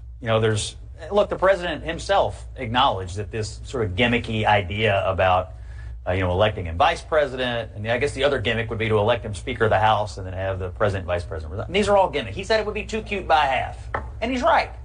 He's not going to need a third term. He's had 2 very successful terms, I'm sure, by the end of 2028. But I think this is a troll. I think people are unnecessarily falling for it, and I think they're probably selling a ton of hats because of it, and they're laughing the entire time it's happening. Yes, I agree.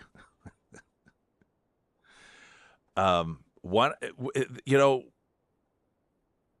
has gotten so overlooked that actually is pretty newsworthy is his recent response to a question about third term, and he's like, well, I don't know, a lot of people say I could do it, and that sort of Trump answer that's not answering it, but it gives the media something to go crazy over, is he referenced the fact that J.D. Vance Rubio would make an almost unstoppable ticket. Now, that is the closest he has come, best to my knowledge, in essentially laying out what that the next Republican administration will look like if Republicans retain the White House.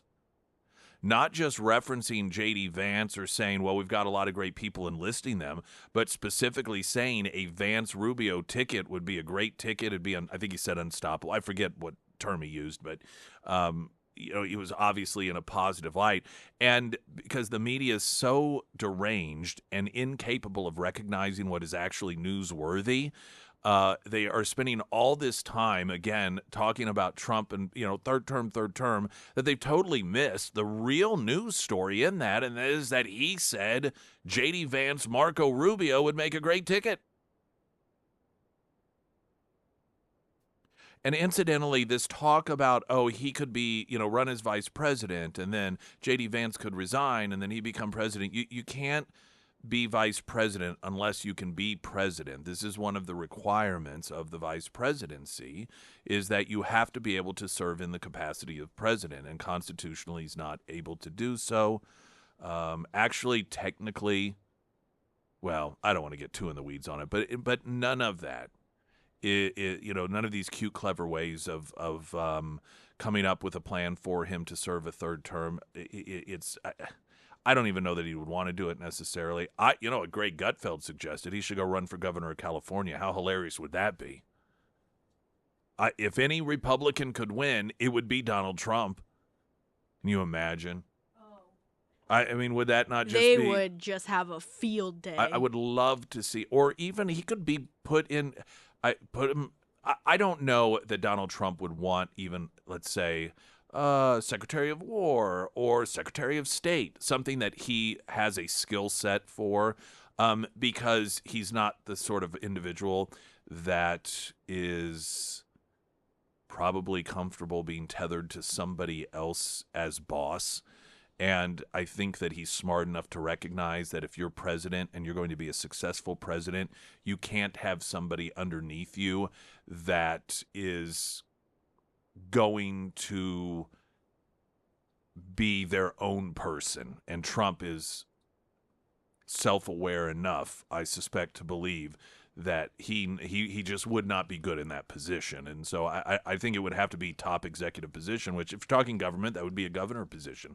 And of course, I guess he could do it in Florida. It'd be much easier. Ron DeSantis is, gets out of the governorship and then he decides I'll run for governor down there. It'd be easy, but it'd be so much more fun to see him run for governor of California. Now, that being said, he's going to be in his mid-80s. What is he going to be, 86 when he's done with his presidency? So, let's not dismiss that factor as well. News update.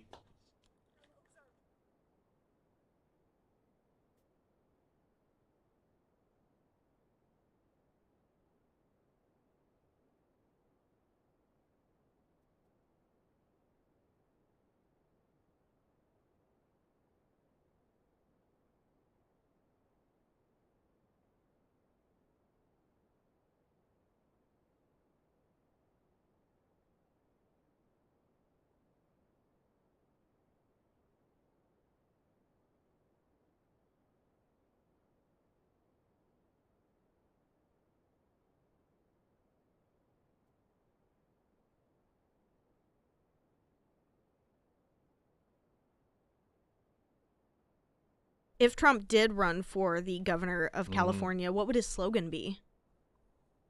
I mean, he could keep it consistent, make California great again. And boy, talk about a applicable. Yeah. I mean, a state that by just the geography of it, and it's just so beautiful, and a place that people used to risk their lives in order to make their way in stagecoach to get to California. Now people are fleeing it. Yeah. What once upon a time was such a great state that the Democrat Party and their policies has just run into the ground, where people just openly poop in the middle of streets and I mean, it's just And what a they've got apps for it. yeah. It's unbelievable. The first alert forecast from Ozarks First meteorologist Tom Schmidt, sponsored by St. Clair of the Ozarks Home Improvements. Today we'll see rain mainly before 1 p.m. with a high near 51. Tonight mostly cloudy with a low around 37. For your Thursday, mostly sunny with a high near 57. And taking a look at Halloween, patchy frost before 8 a.m., otherwise sunny with a high near 61.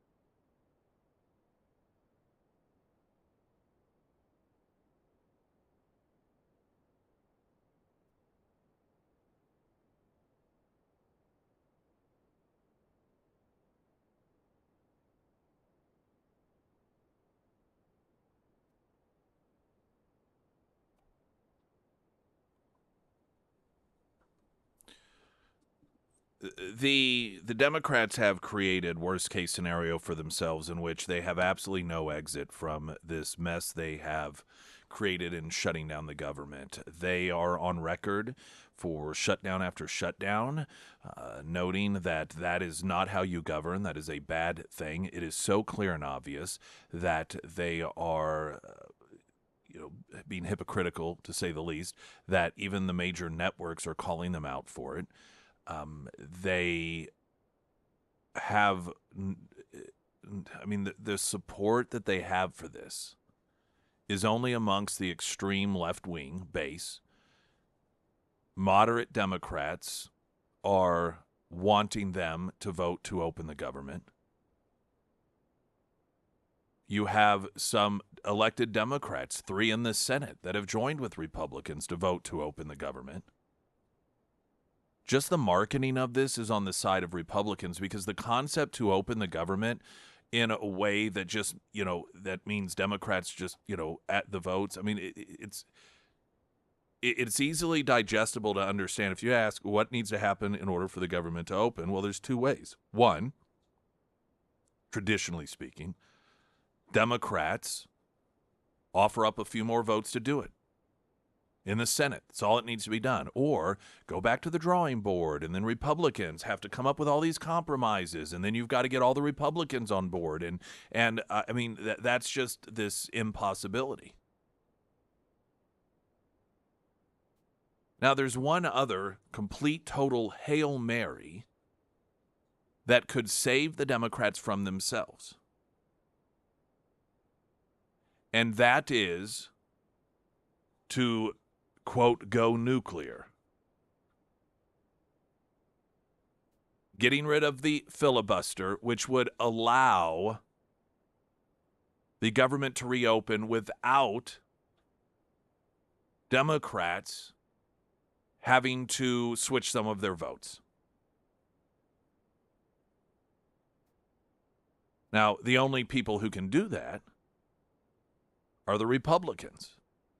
One may ask, why on earth why would they do that? By the way, the Democrats, they would love this, because it would allow them to get out from underneath this horrific scenario that they have created, that they're getting blamed for, without having to change any votes. So then they get to say, see, we won. We got our way. It would be the absolute most amazing lifeline ever for the Democrats. So the problem, of course, is, well, clearly no Republicans are going to support doing that. Well, apparently there are some.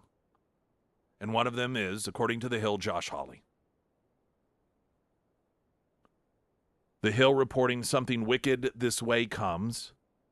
What was once a far-fetched fear is now looking increasingly plausible, even likely, that Senate Republicans will blow up the filibuster to end the government shutdown for Democrats.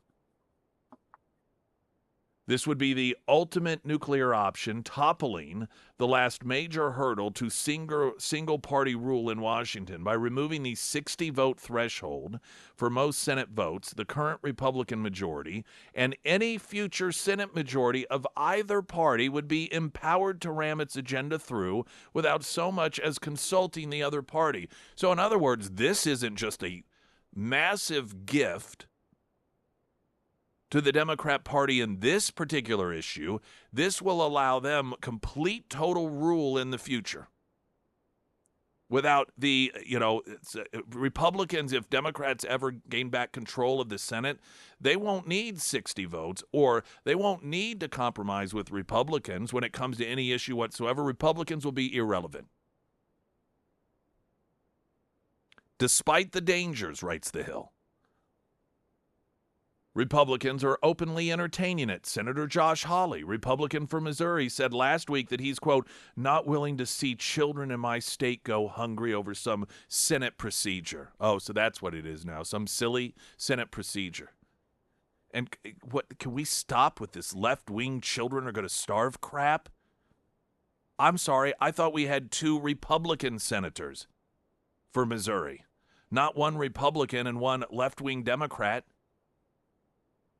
I mean, he played this card earlier in this year when he wrote an op-ed piece. I think it was for the New York Times or CNN, one of the two. I think it was the New York Times.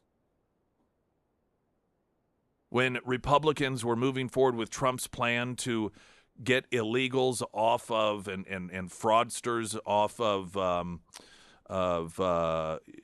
government programs, specifically Medicaid, Medicare, and he pulled out that, I talked to a mother whose 12-year-old daughter is going to be, I mean, it's just this left-wing stuff that anytime Democrats need a real bailout, Josh Hawley appears to be the guy.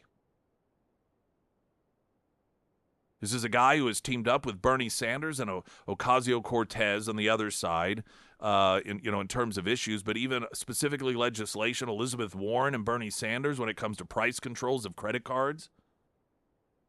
He's pushed a nationwide minimum wage hike of, 15 or 20%, which blue states it wouldn't affect because they already have them jacked up high, but red states, where the quality of life is on par, even better than blue states, cost of living is much lower. Small businesses would be closing up shop left and right if he got his way on that. These are Ocasio-Cortez, Bernie Sanders efforts. And I've had conversations off the record with numerous Republican lawmakers they're just mystified as to what on earth Josh Hawley is doing and who this guy is. Because while he gets up there and he does a fantastic job of grilling people whenever it comes to questioning witnesses on whatever issue, when it comes to the votes on legislation that have real serious implications on this country and on people in the state of Missouri, if the Democrats need a Republican, Josh Hawley is there, front and line. And now, according to The Hill, he's one of a few Republicans that are looking to help Democrats not only get out of this mess that they created. All they have to see, it's just unbelievable. Unbelievable. It's not as if Democrats don't have another choice. It's not as if there isn't an opportunity to open the government. Chuck Schumer's got to get a few Democrats to vote to open it, to join with the other Democrats who have voted to open it. That's what when Josh Hawley's wringing his hands over children that are going to starve in my state because of this. That's on Democrats. And to blow up the filibuster that will in the future allow Democrats to just, if they just have a one-seat majority, to do and have anything they want without having to worry about any sort of filibuster, any sort of 60-vote threshold. I mean, it is almost difficult to comprehend Josh Hawley as anything other than a Democrat that ran as a Republican in order to sabotage the Republicans anytime Democrats really needed it.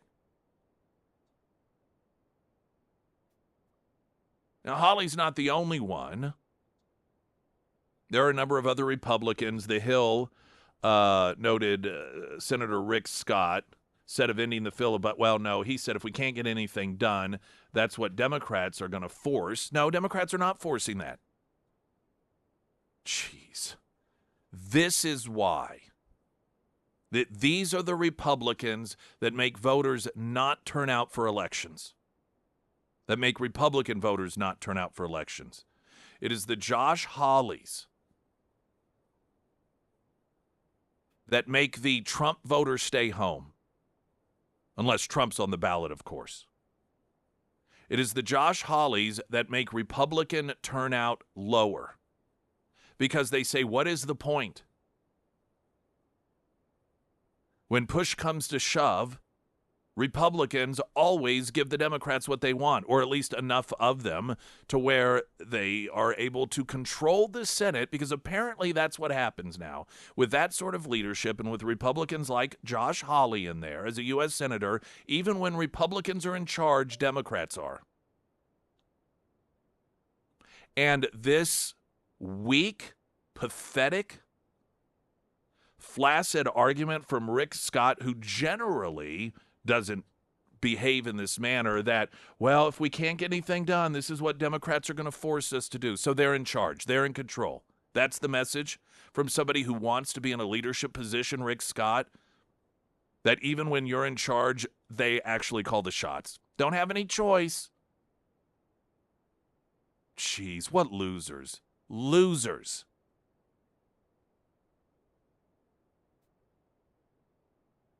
Now, this thing has seemingly been this just almost unimaginable scenario in terms of the Republican Party and the positioning of it, and the Democrats, just this total, complete self-sabotage. Every possible thing that could work in favor for the Republicans is. And then here you've got Josh Hawley running around, according to The Hill, talking like Bernie Sanders, and, oh, well, can't let children starve in my district. Josh Hawley going to start combing his hair all funny? Run around trashing on billionaires all the time next? Maybe he's gunning to be the next Bernie Sanders. Springfield's Talk 104.1, I'm Nick Reed.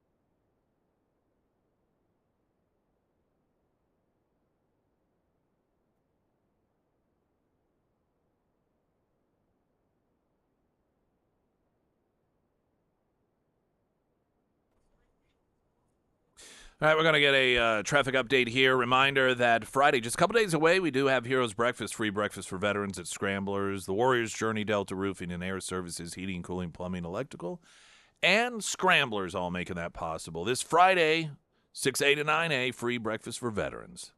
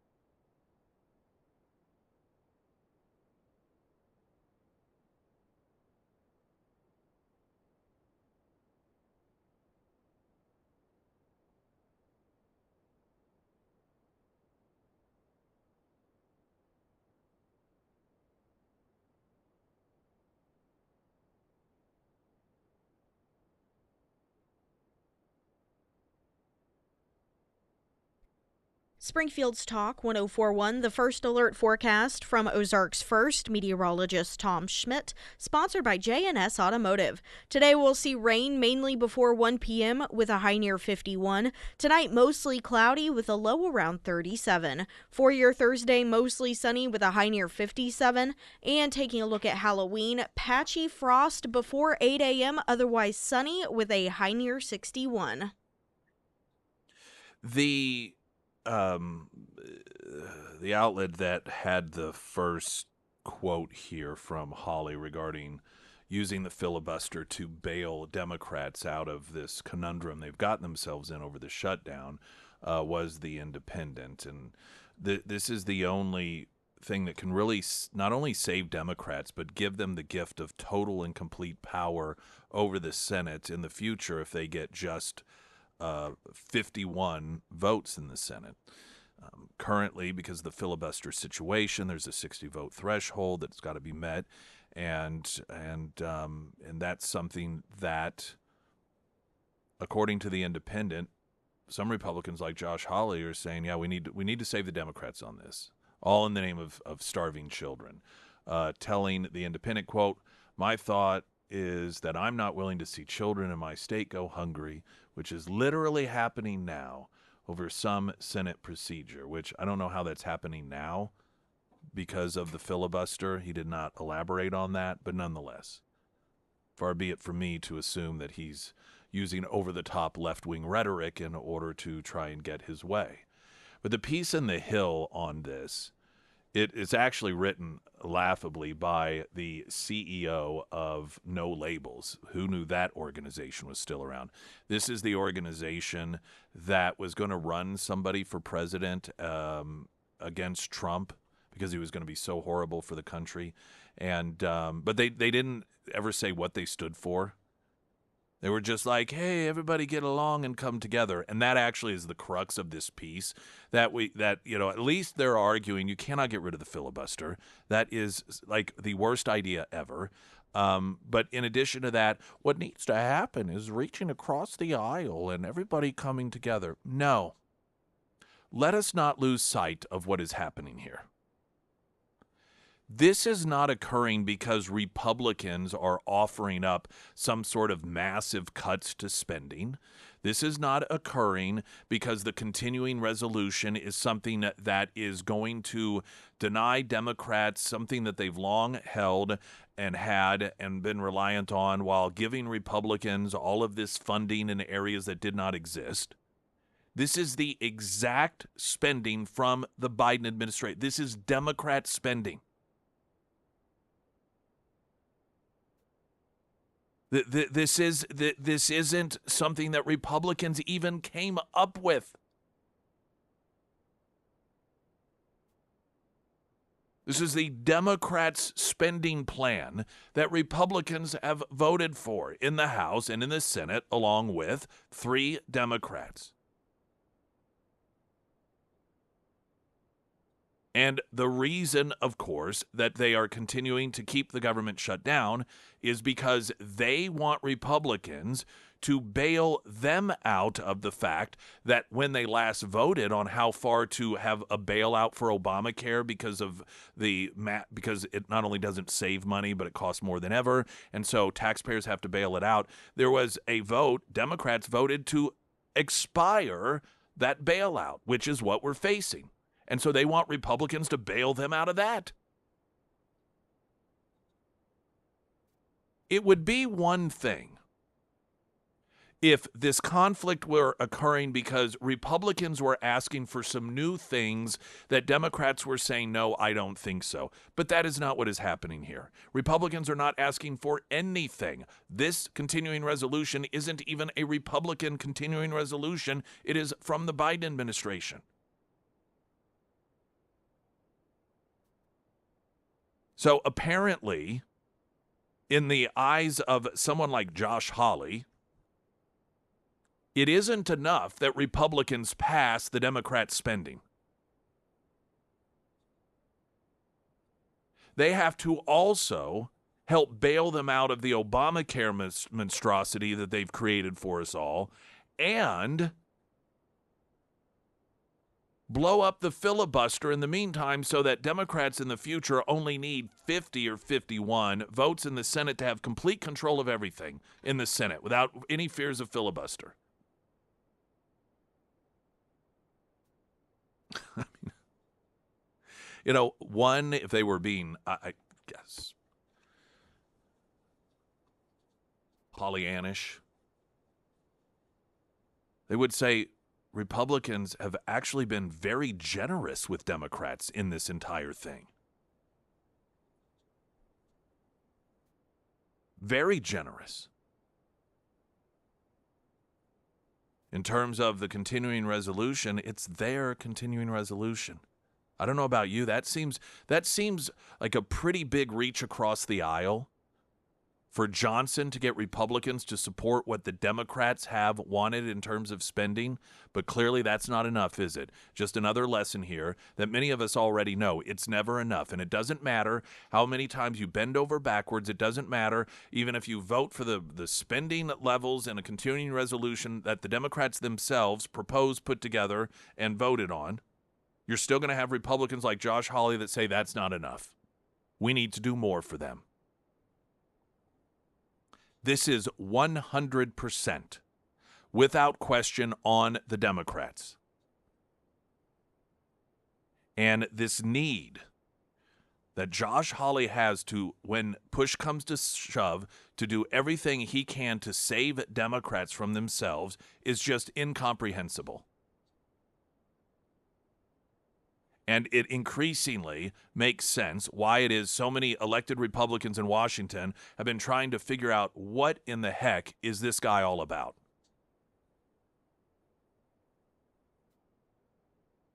Coming up, Donald Trump, massive success in Japan, which is a brilliant lead up to his upcoming meet in China with Xi. Yet the left, of course, wait till you hear their angle on the coverage. I want to share some of that coming up. I'm Nick Reed.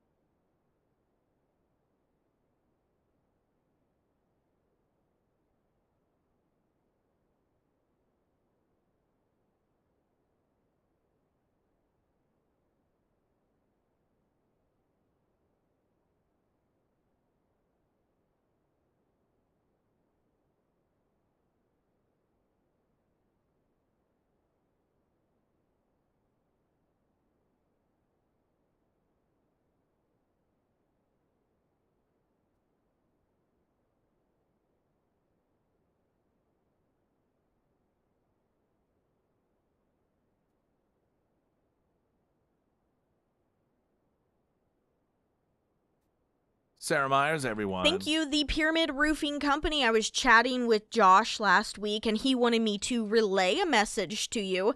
There's oftentimes a misconception that once we get into these cooler months that you have to wait for spring or even summer to get a new roof install, and that is not the case. October through December is actually the best time for a new roof install. It's cool, but it's not too cold, and that cooler weather, it actually allows for less wear on shingles during install compared to the summer months. And also, if you have storm damage from the storms that rolled through the area back in like May, April, that time frame, it is not too late to file a claim. But make sure that you actually have damage before you file that claim. And you can do that with a roof inspection. And the Pyramid team, They offer those bad boys for free. If it is time to have the Pyramid team out to your home, reach out, and you can find all of that contact information for Josh and his team under the Sarah's Endorsements tab at ksgf.com.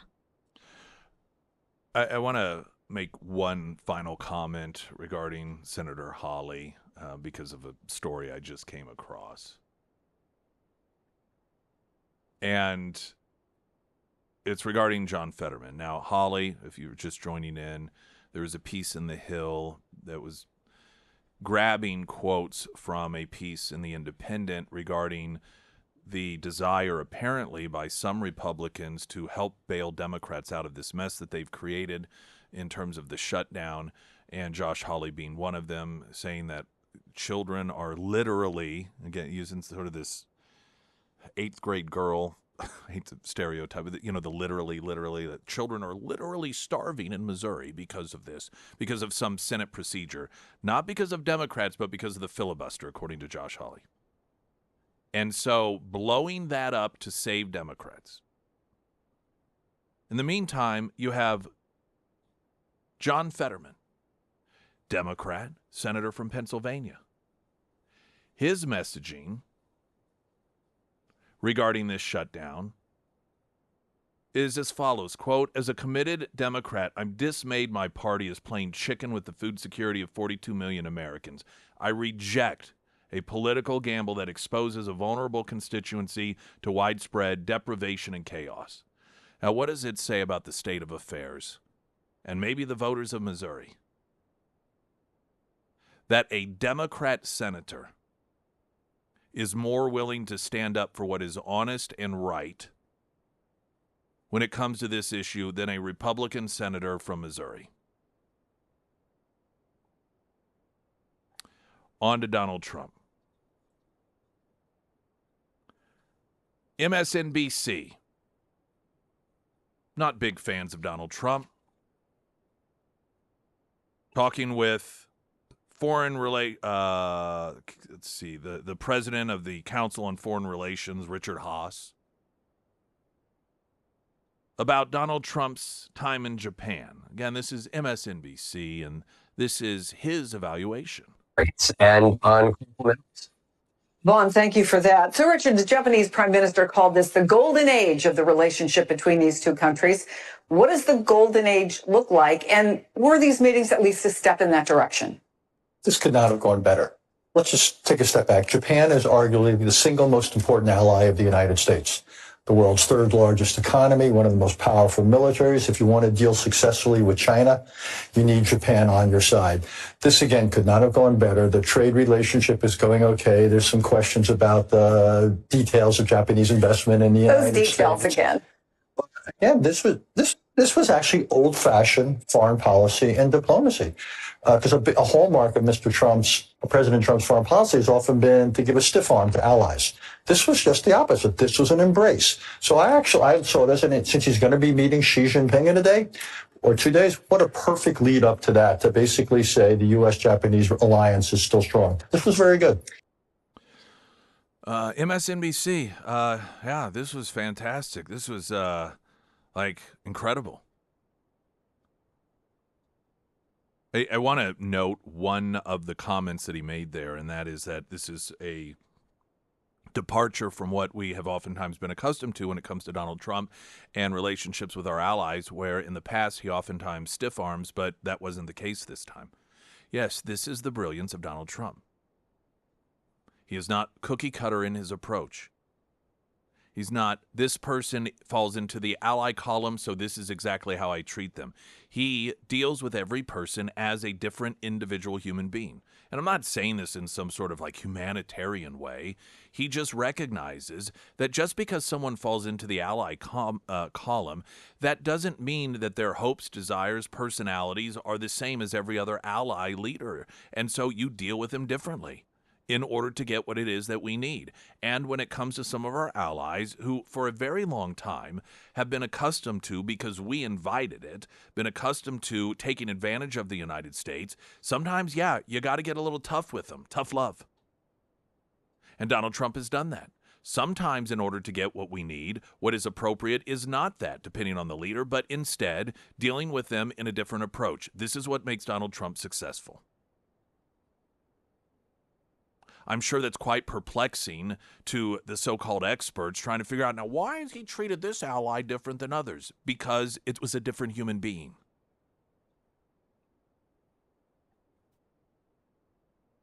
There was it was just a great visual, and it honestly was just neat, of Donald Trump introducing the new prime minister of Japan to troops. And in fact, let's see, I don't know if I have that audio. The audio isn't really what's relevant, but he introduces the first female prime minister of Japan, and there is all sorts of cheering and applause by our troops. And do you know what she was doing? She was literally jumping up and down in excitement and joy. It is such an amazing thing to observe, particularly given what it is that even today, many people on the left want to claim, and that is Donald Trump is this horrible person and our allies, he alienates them, and we're an embarrassment to the rest of the world. Have you ever seen a world leader literally jump up and down with their arms in the air in joy and excitement next to the President of the United States?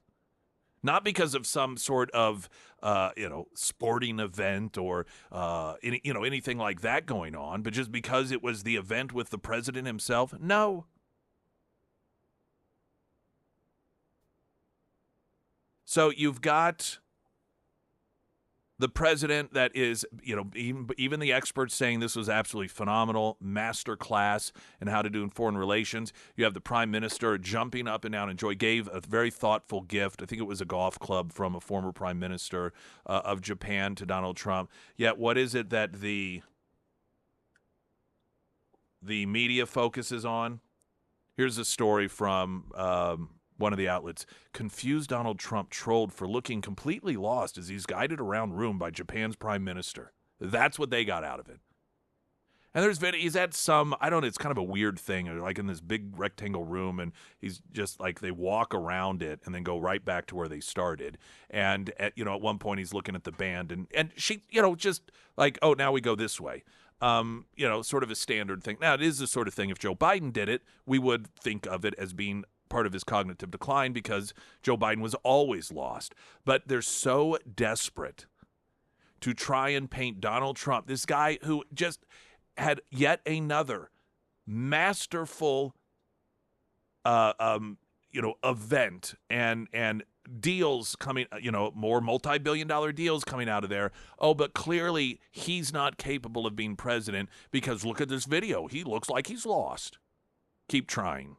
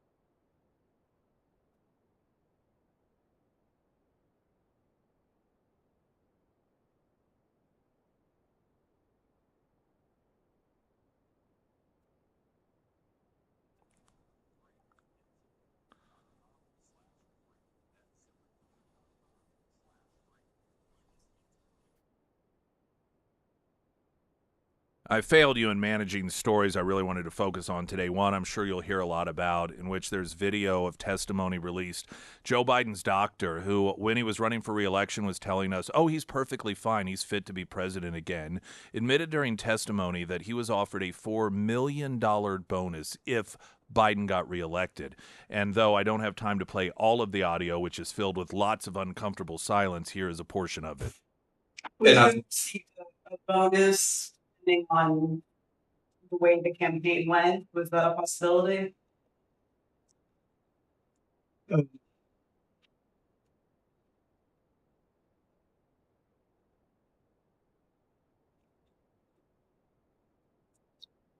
How the campaign went.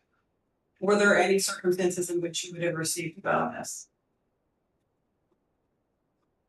Yes, it was. What were those circumstances? That Joe Biden would have been reelected president of the United States. What would the bonus have been?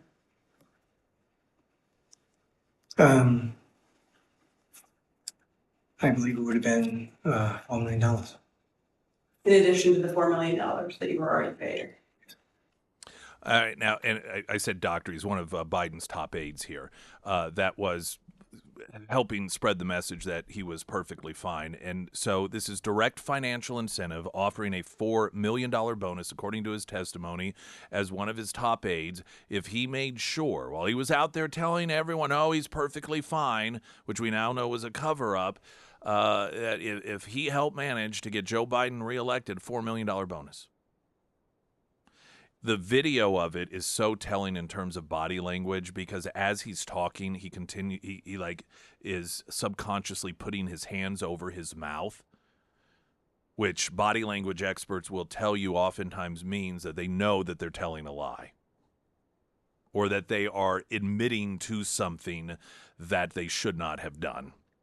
Glenn Beck's coming up next time.